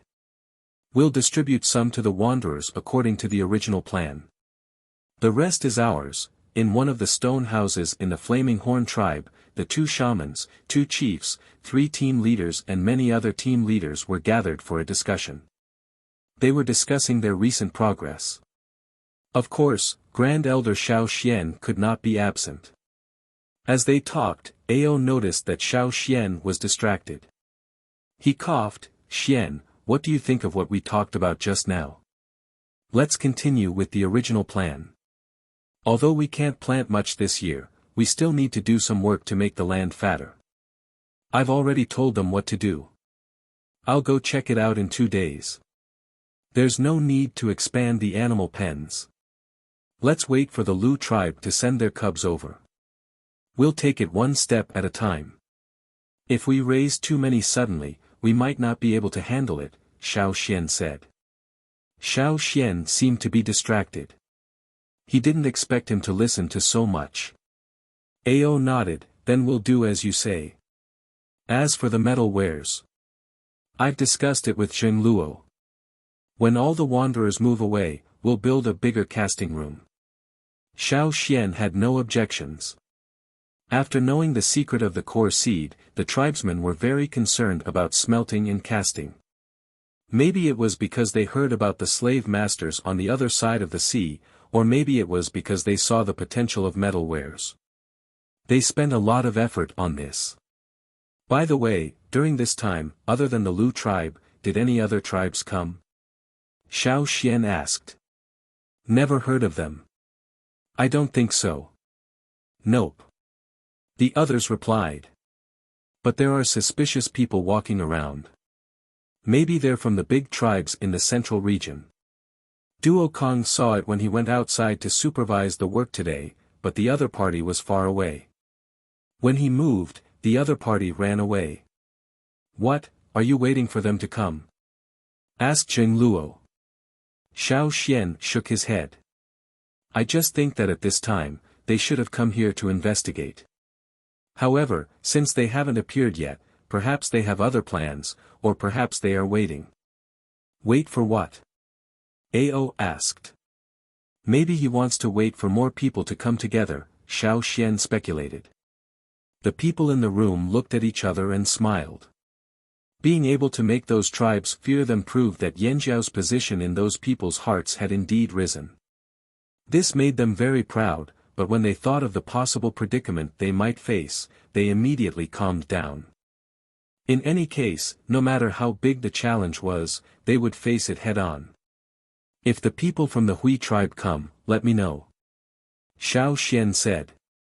Okay, if I see anyone from the Hui tribe, I'll send someone to find you. Ao knew why Xiao Xian called the people from the Hui tribe back, so he immediately agreed. 2 days later, as Xiao Xian had guessed, people from several tribes came together.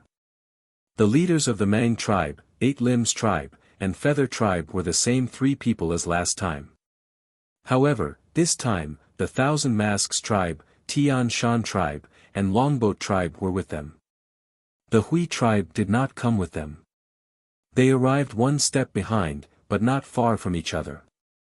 In a place like this where information did not travel quickly, they must have some special means of communication to be able to gather together. When the 7 tribes arrived, Xiao Xian was in the forging room with a few blacksmiths, thinking about how to improve the bronze wares. Although they knew some theoretical methods, there were always some mistakes in the implementation. There were not many weapons that were up to standard, let alone good or even high-quality ones. They did not even see a shadow of those. They're already here. Xiao Xian put down the bronze axe in his hand and went out with the warrior who came to inform him. Yes, the shaman and the chief are with them now, but the shaman said you're busy, so you don't have to go if you don't want to. The warrior who brought the message briefly explained to Xiao Xian. How many people from the Hui tribe came? How did they come? Xiao Xian asked. The warrior thought for a moment and said, about 10. They should have flown here on eagles. I saw 3 giant eagles. They were big enough, one of them was even bigger than a cha-cha. Who's the leader? A man called He-Shi. He-Shi, Xiao Xian remembered. When they went to the desert, He-Shi was with the Hui tribe. As an elder, He-Shi helped Xiao Xian several times during the desert trip. It was better than the other tribes who ignored him. After getting a general idea, Xiao Xian knew what was going on. The other tribes felt that they did not have a good relationship with Yanjiao before. This time, they came together with confidence. However, this time, they seemed to have lowered their stance. It might not be because of Yanjiao's destruction of Wanshi. Perhaps, their ultimate goal was still the fire seed. This was the key reason why they were forced to lower their stance. In comparison, the relationship between the Hui tribe and Yanjiao was not so bad, so they did not feel much psychological pressure. Xiao Xian waited for the other side to finish talking before he went over. The people from the 7 tribes were arranged to stay in some newly built houses outside the forest. They were not allowed to get close to the other tribes in the forest.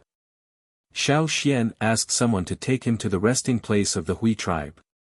When he arrived, he saw a giant eagle pecking its feathers outside the house. Looking at its size, it was indeed bigger than Cha-Cha. However, Xiao Xian felt that this eagle was somewhat familiar. When Xiao Xian looked over, the eagle also sensed it.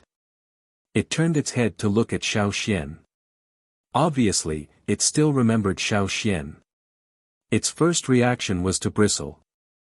Its neck became thicker because of the bristling feathers. It even screamed at Xiao Xian.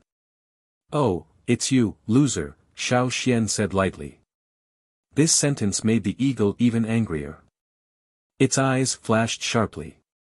Standing on the ground, its claws scratched the hard ground like it was tofu, leaving a few deep marks. "What's the rush? The truth is the truth, right? Shan Dao." Xiao Xian continued. This eagle was the one he had met when he went to the grassland to pick up wanderers.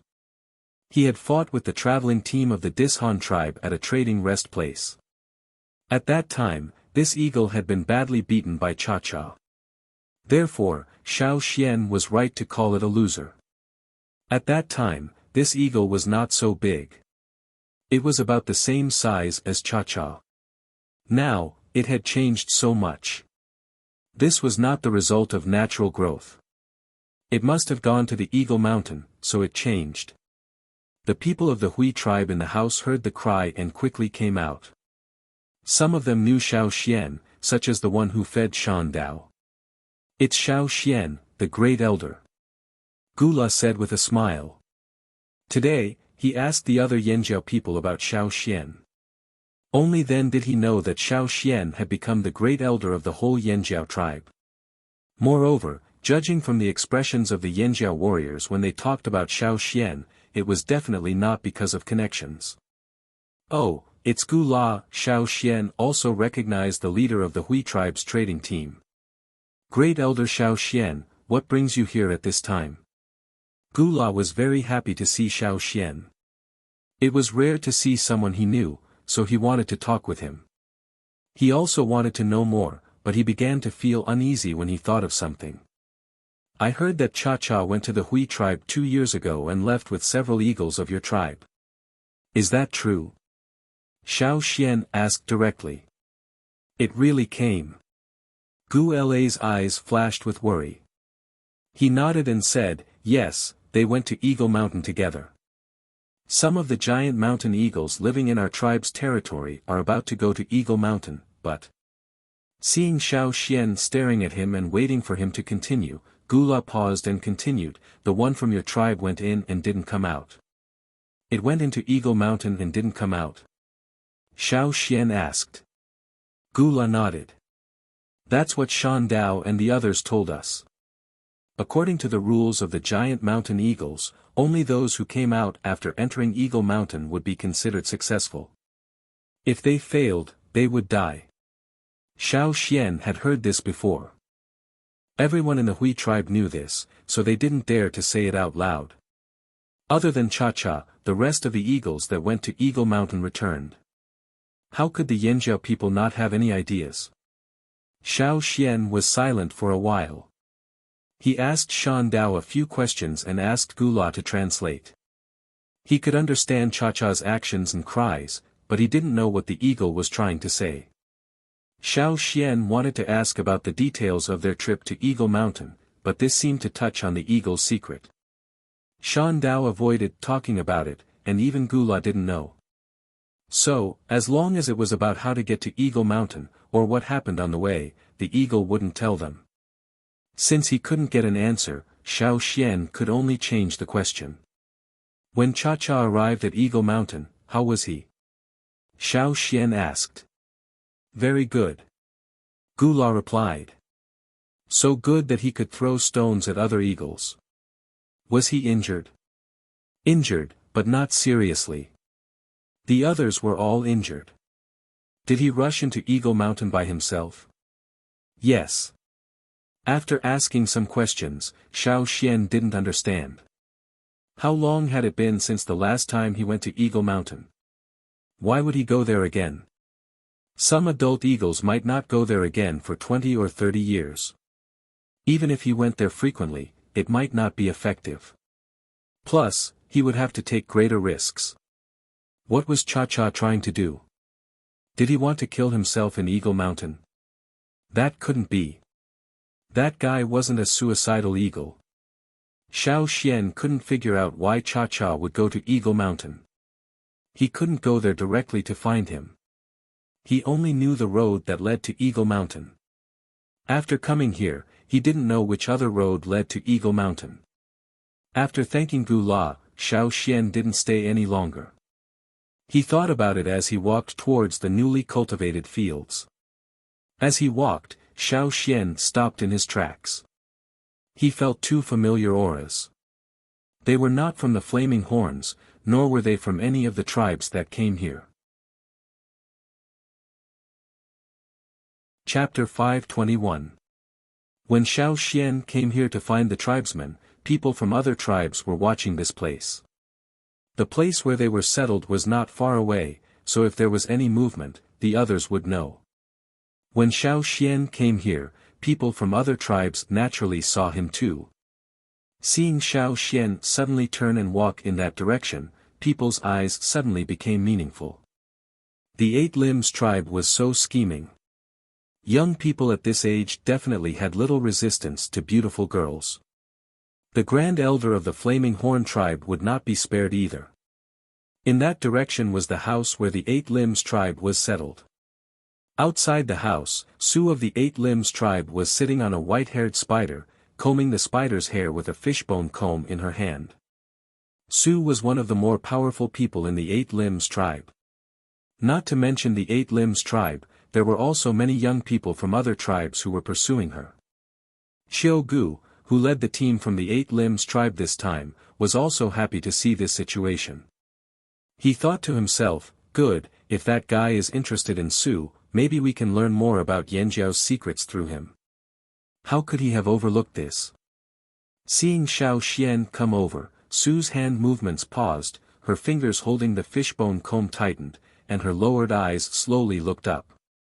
Before she could say anything, Xiao Xian ran past her like a gust of wind. Su. She carelessly combed a large tuft of white hair from the spider's body. The people who had been watching the situation here were also confused. What happened to the head elder of Yanjiao tribe? Xiao Xian didn't pay attention to what others were thinking at all. He just locked on the two breaths. Different from the breaths he encountered a few days ago, these two people should be the ones who had sneaked into the tribe and buried the longevity leaf. It was rare to find these two people, so Xiao Xian definitely wouldn't let go of this opportunity. Maybe they felt Xiao Xian's approach, the two people planned to run away quickly. Want to escape? Xiao Xian's knees slightly bent, like a taut bowstring trembling slightly. He sped up again and ran away with a whoosh, leaving only a faint shadow for the people behind. The people of the 7 tribes looked at Xiao Xian's sudden crazy behavior in confusion. What's wrong with him? Someone asked. Who knows, maybe he's in a hurry to eat meat. I heard that Yanjiao people love meat. They love meat, but they don't lack it. Anyway, Yanjiao is a big tribe now. Even if they are in a hurry to eat meat, they shouldn't be in such a hurry. Who knows, after all, Yanjiao's was rude and rude and rude, they had never been able to tear their images' names as impression. From the Yanjiao people. SSS to follow him. Someone sighed with emotions, S. They were just discussing whether they could follow a person with a slightly higher status in the Flaming Horns tribe. Maybe they could find out some secrets.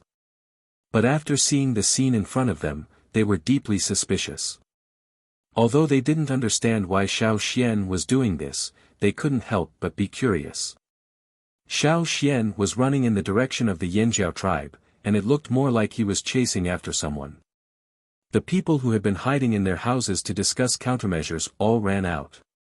Because this was still Yanjiao territory, they couldn't move freely. They could only jump onto the roof to see further. There's someone running in front. Someone on the roof exclaimed.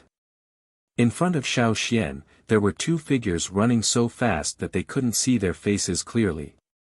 It seemed that Xiao Xian's target was those 2. Yanjiao's patrol team is following him. Something must have happened. Besides us, who else has snuck in? Without much hesitation, the Feather, Tian Shan, and Hui tribesmen hurriedly called out to their own tribe's birds. Of course, the roof couldn't be compared to the sky. Moreover, they couldn't run around on land, so how could the Yanjiao control them in the air? Yanjiao only had one bird now, and the more threatening eagle was long gone. They had nothing to fear now. Let me up. Someone from the Longboat tribe ran towards the Feather tribe, but was kicked away by the Feather tribesman. Get lost, go find the Tian Shan and Hui tribes. Their eagles are bigger. The Feather tribe's birds were mostly small, so they could only carry a limited number of people. In terms of air power, the two tribes on the grasslands had the advantage. Unfortunately, they wouldn't let anyone from other tribes stand on their backs. Several birds took off almost at the same time, chasing after Xiao Xian. When Xiao Xian chased after the two figures, the Yanjiao patrol team naturally noticed something was wrong. Moreover, the two people who snuck in hid well and were far away from the Yanjiao warriors, so the patrol team didn't notice them. But once they started running, their totemic power soared, and the fire seed's aura became stronger. They obviously weren't from their own tribe, nor were they from the 7 tribes that came today. They must be the targets they were guarding against these days. Chase! The patrol team held their breath and ran after them. However, not everyone had Xiao Xian's speed.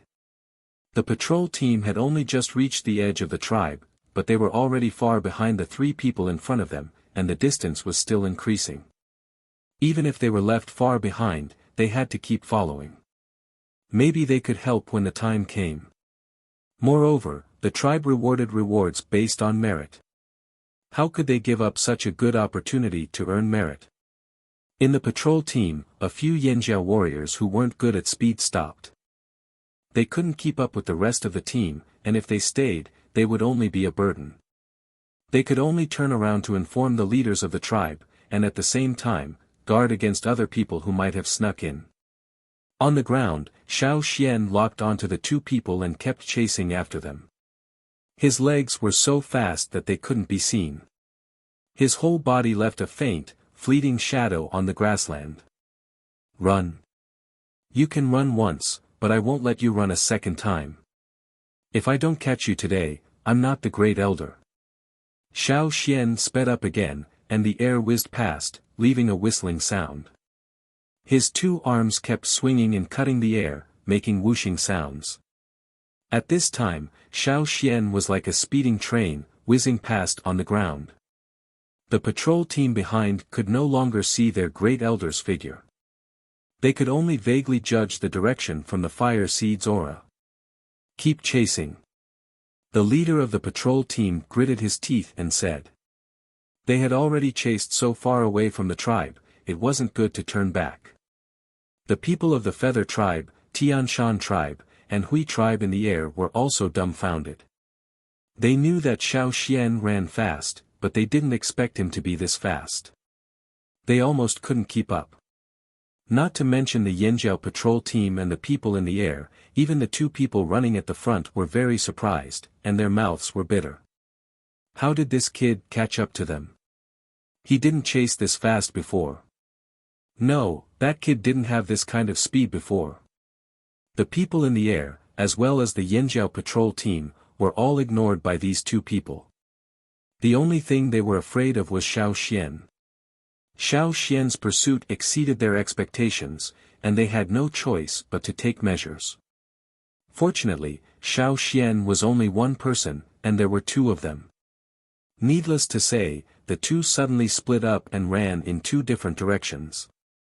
As long as Xiao Xian paused and hesitated for a second or 2, they would be able to leave Xiao Xian further behind. That would be half the battle won. However, they didn't expect that Xiao Xian didn't stop at all. He didn't even slow down. He continued to chase after one of the figures and didn't care about the other one. Damn it! Why didn't that kid even stop? The person being stared at by Xiao Xian cursed in his heart. Unfortunately, this wasn't the time to be distracted. After chasing for so long, that kid showed no signs of slowing down. They didn't have the advantage in speed, and they might not win in terms of physical strength. They had to use other methods. The person running at the front quickly observed the terrain. They were already quite a distance away from the Yanjiao tribe, and far away from the territory once occupied by Wuxia. There were more trees around, and further ahead, there was a dense forest. Good. The person running at the front was secretly happy. He was also very good at hiding in the forest. Let's see if that kid can still find us after we hide in the forest. Xiao Xian also thought to himself, you think I can't find you if you hide in the forest? Chapter 522. Although the forest ahead was quite dense, it was still very different from the fearsome beast forest. There were many trees in the forest, but they weren't very big. There were very few ancient trees that were hundreds of years old. This place was deserted, but it didn't mean that no one came here. Sometimes, some teams that were on a trade trip would enter this forest. There were no fearsome beasts, only some small animals that were active. After the person in front rushed into the forest, he began to quickly look for the best hiding spot. His running route was also strange and varied, twisting and turning in the forest. His line of sight was blocked by the leaves, so he couldn't see the person in front. Xiao Xian could only hear the rustling of leaves and branches. Seeing the other person's movements in the forest, Xiao Xian knew that he was an experienced person who knew how to run quickly in the forest with the least noise. Some of the sounds in front might not have been accidentally made by the other person. It was very likely that they had deliberately made it. He couldn't judge by the sound alone. Those were all interference methods used by the other person. Xiao Xian kept a close eye on the other person's fire seed. However, as he chased, the other person's fire seed suddenly disappeared. Strange. Xiao Xian slowed down his footsteps, then slowly moved forward. There were a few small animals hugging branches in the surrounding trees, looking curiously at Xiao Xian. They made a threatening sound, but Xiao Xian ignored it. There was a slope in front of him. Because of the dense weeds, Xiao Xian couldn't see the situation below the slope. He could only judge from the sound of running water that there was a small river below. In the middle of the slope, there was an animal skin coat that the other person had worn. Further down the slope, there were also the pants and shoes that the target had worn. Xiao Xian didn't go down to check. Instead, he stood at the top of the slope and looked around. There were a few thicker trees around. Perhaps because there weren't many people here, the trees were older than the trees in other places. The shrubbery wasn't very tall, so Xiao Xian could see the general situation of the surrounding ground. After scanning the bushes, Xiao Xian walked around the surrounding ancient trees. From time to time, he would look at the branches on the trees. Occasionally, he would stop and listen to the surrounding sounds to see if anyone was approaching. For a moment, the only sound that could be heard was Xiao Xian's footsteps on the ground and the rustling of branches. Not far away, a few birds were chirping, which made this place seem even more desolate. Xiao Xian walked back and forth a few times to check the surroundings before leaving. After Xiao Xian left, the surroundings became quiet again, with only the faint chirping of birds and insects. After a while, there was a slight movement on the tree near the slope, as if someone was gently scraping the bark of the tree. About 20 meters above the ground, at the intersection of two branches on the tree trunk, a pair of eyes suddenly opened, and the eyeballs even moved a bit. At first glance, one would think that the eyes grew on the tree. However, upon closer inspection, one would realize that the eyes weren't embedded in the tree, but belonged to someone else. The texture and wrinkles on the tree bark gradually receded, revealing human skin. With the sound of light breathing, a humanoid figure was revealed. This person was the target that Xiao Xian had been chasing. After looking around, the person nimbly slid down the tree and prepared to leave. However, after taking 2 steps, his scalp suddenly tightened. His sharp intuition told him that there was danger here. His eyelids twitched, and he suddenly had a bad feeling. Run! He stepped out and prepared to start his second round of running. However, before he could start running, his leg seemed to touch something. With a buzzing sound, the branches on the surrounding trees seemed to be suddenly cut off. The broken branches and leaves flew up, and the easily overlooked thin threads gathered in his direction. His leg was tightly bound. His ankle had been tied twice, and it was very tight, as if it was going to break his entire leg. He could feel that if he tried to break free, his leg might be crippled. He wanted to take out a knife to cut the thread, but he didn't have the time. Just as he was about to take out his knife, a few more threads tightened around his leg, and his entire leg was bound.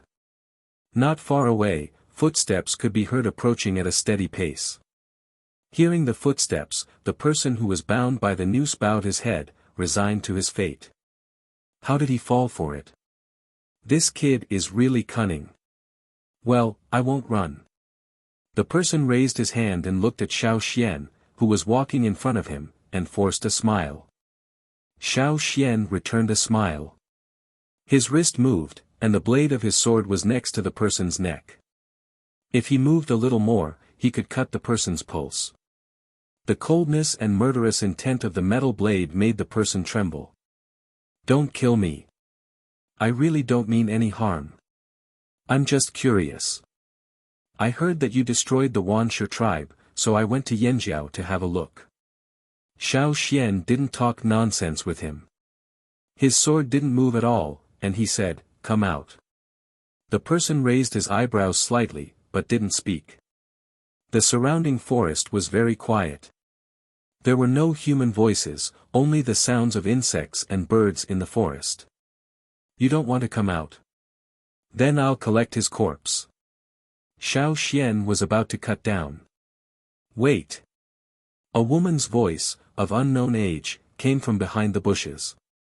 She looked very young, but gave Xiao Xian a sense of weather-beaten maturity. Her face was very ordinary, the kind that was easy to forget. She was dressed like a Yanjiao tribesman. The patterns on her animal skin clothes were all Yanjiao-style flame patterns, and the bone ornaments she wore were similar to those of a Yanjiao tribesman.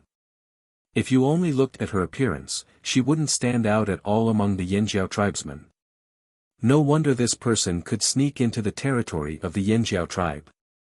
If there's something we can talk about, there's no need to kill. The woman was still calm. You haven't killed him yet, so I guess you want to learn more from us. That's right. Xiao Xian withdrew his sword, but he didn't retract the worm silk that bound the person. The woman glanced at the person who was tied up and saw him shake his head. She knew that the thread that bound him wasn't ordinary and couldn't be easily broken. She had to think of another way. Xiao Xian pretended that he didn't see the exchange of glances between the two. He asked, "Who are you? Why did you come to the Yanjiao tribe?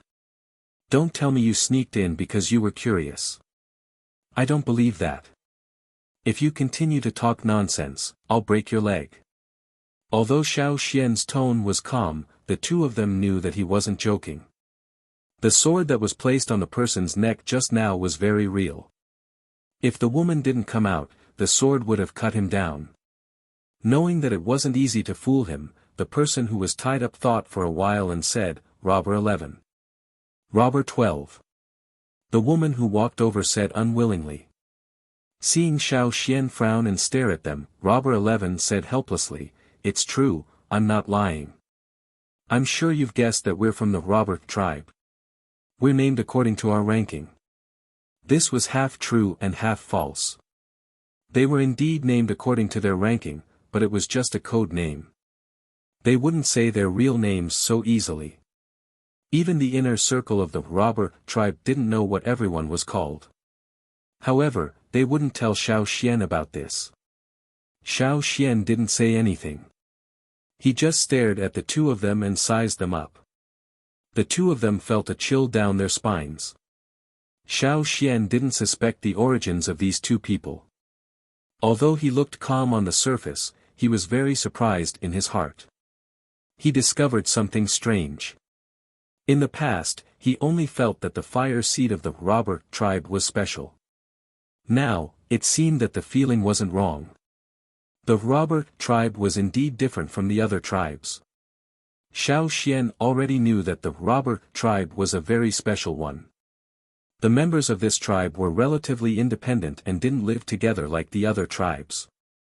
The mystery of this tribe was that until now, no one had been able to find out where this tribe was located. Many people hated them to the core and spent a lot of effort to find them. There were even many people who lost their precious items and shouted that they wanted to destroy the fire seed of the robber tribe so that the robber tribe had nowhere to steal. However, no one had ever succeeded. Of course, they couldn't succeed because the original fire seed of the robber tribe was probably long gone. Xiao Xian had always thought that Yanjiao was the first tribe to merge their fire seed. But now, it seemed that this wasn't the case. No wonder when he asked about the robber tribe in the past, everyone said that they were very mysterious. Their members were scattered and hard to understand. It was because they merged their fire seed that they didn't need to gather around the original fire seed. Their tribe structure had changed a long time ago. They went from gathering to being scattered, more like an organization. They did their own things on normal days and gathered together when something happened. It was no wonder that no one could find the main camp of the robber tribe. They didn't even have the original fire seed. Even if there was a fire pit, it was useless. What did you steal in Yanjiao? Xiao Xian asked. Nothing. We didn't even do anything and we were already discovered. Robber 11 shook his head. What he said was true. They were also depressed. How did they get discovered so quickly? Other than you two, who else snuck into Yanjiao?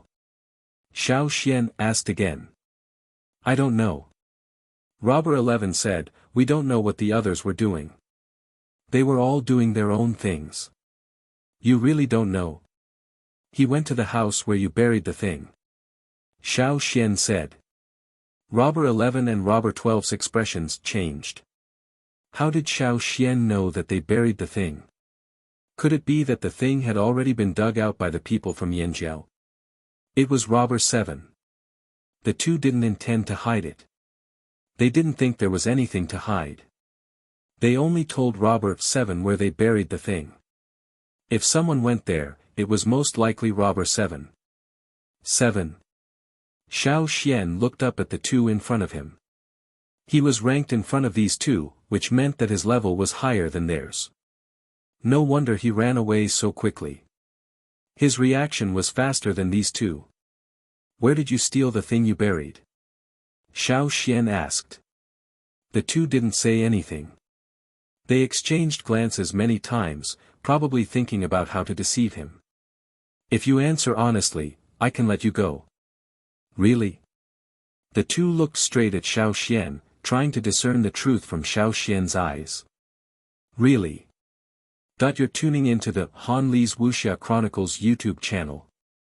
We're so grateful for your support and don't forget to subscribe to join us on this incredible journey through captivating stories. Your generosity through donations truly makes a world of difference, as it's the primary source of revenue that allows me to expand and enhance this channel for you. Thank you from the bottom of my heart for being a part of this adventure.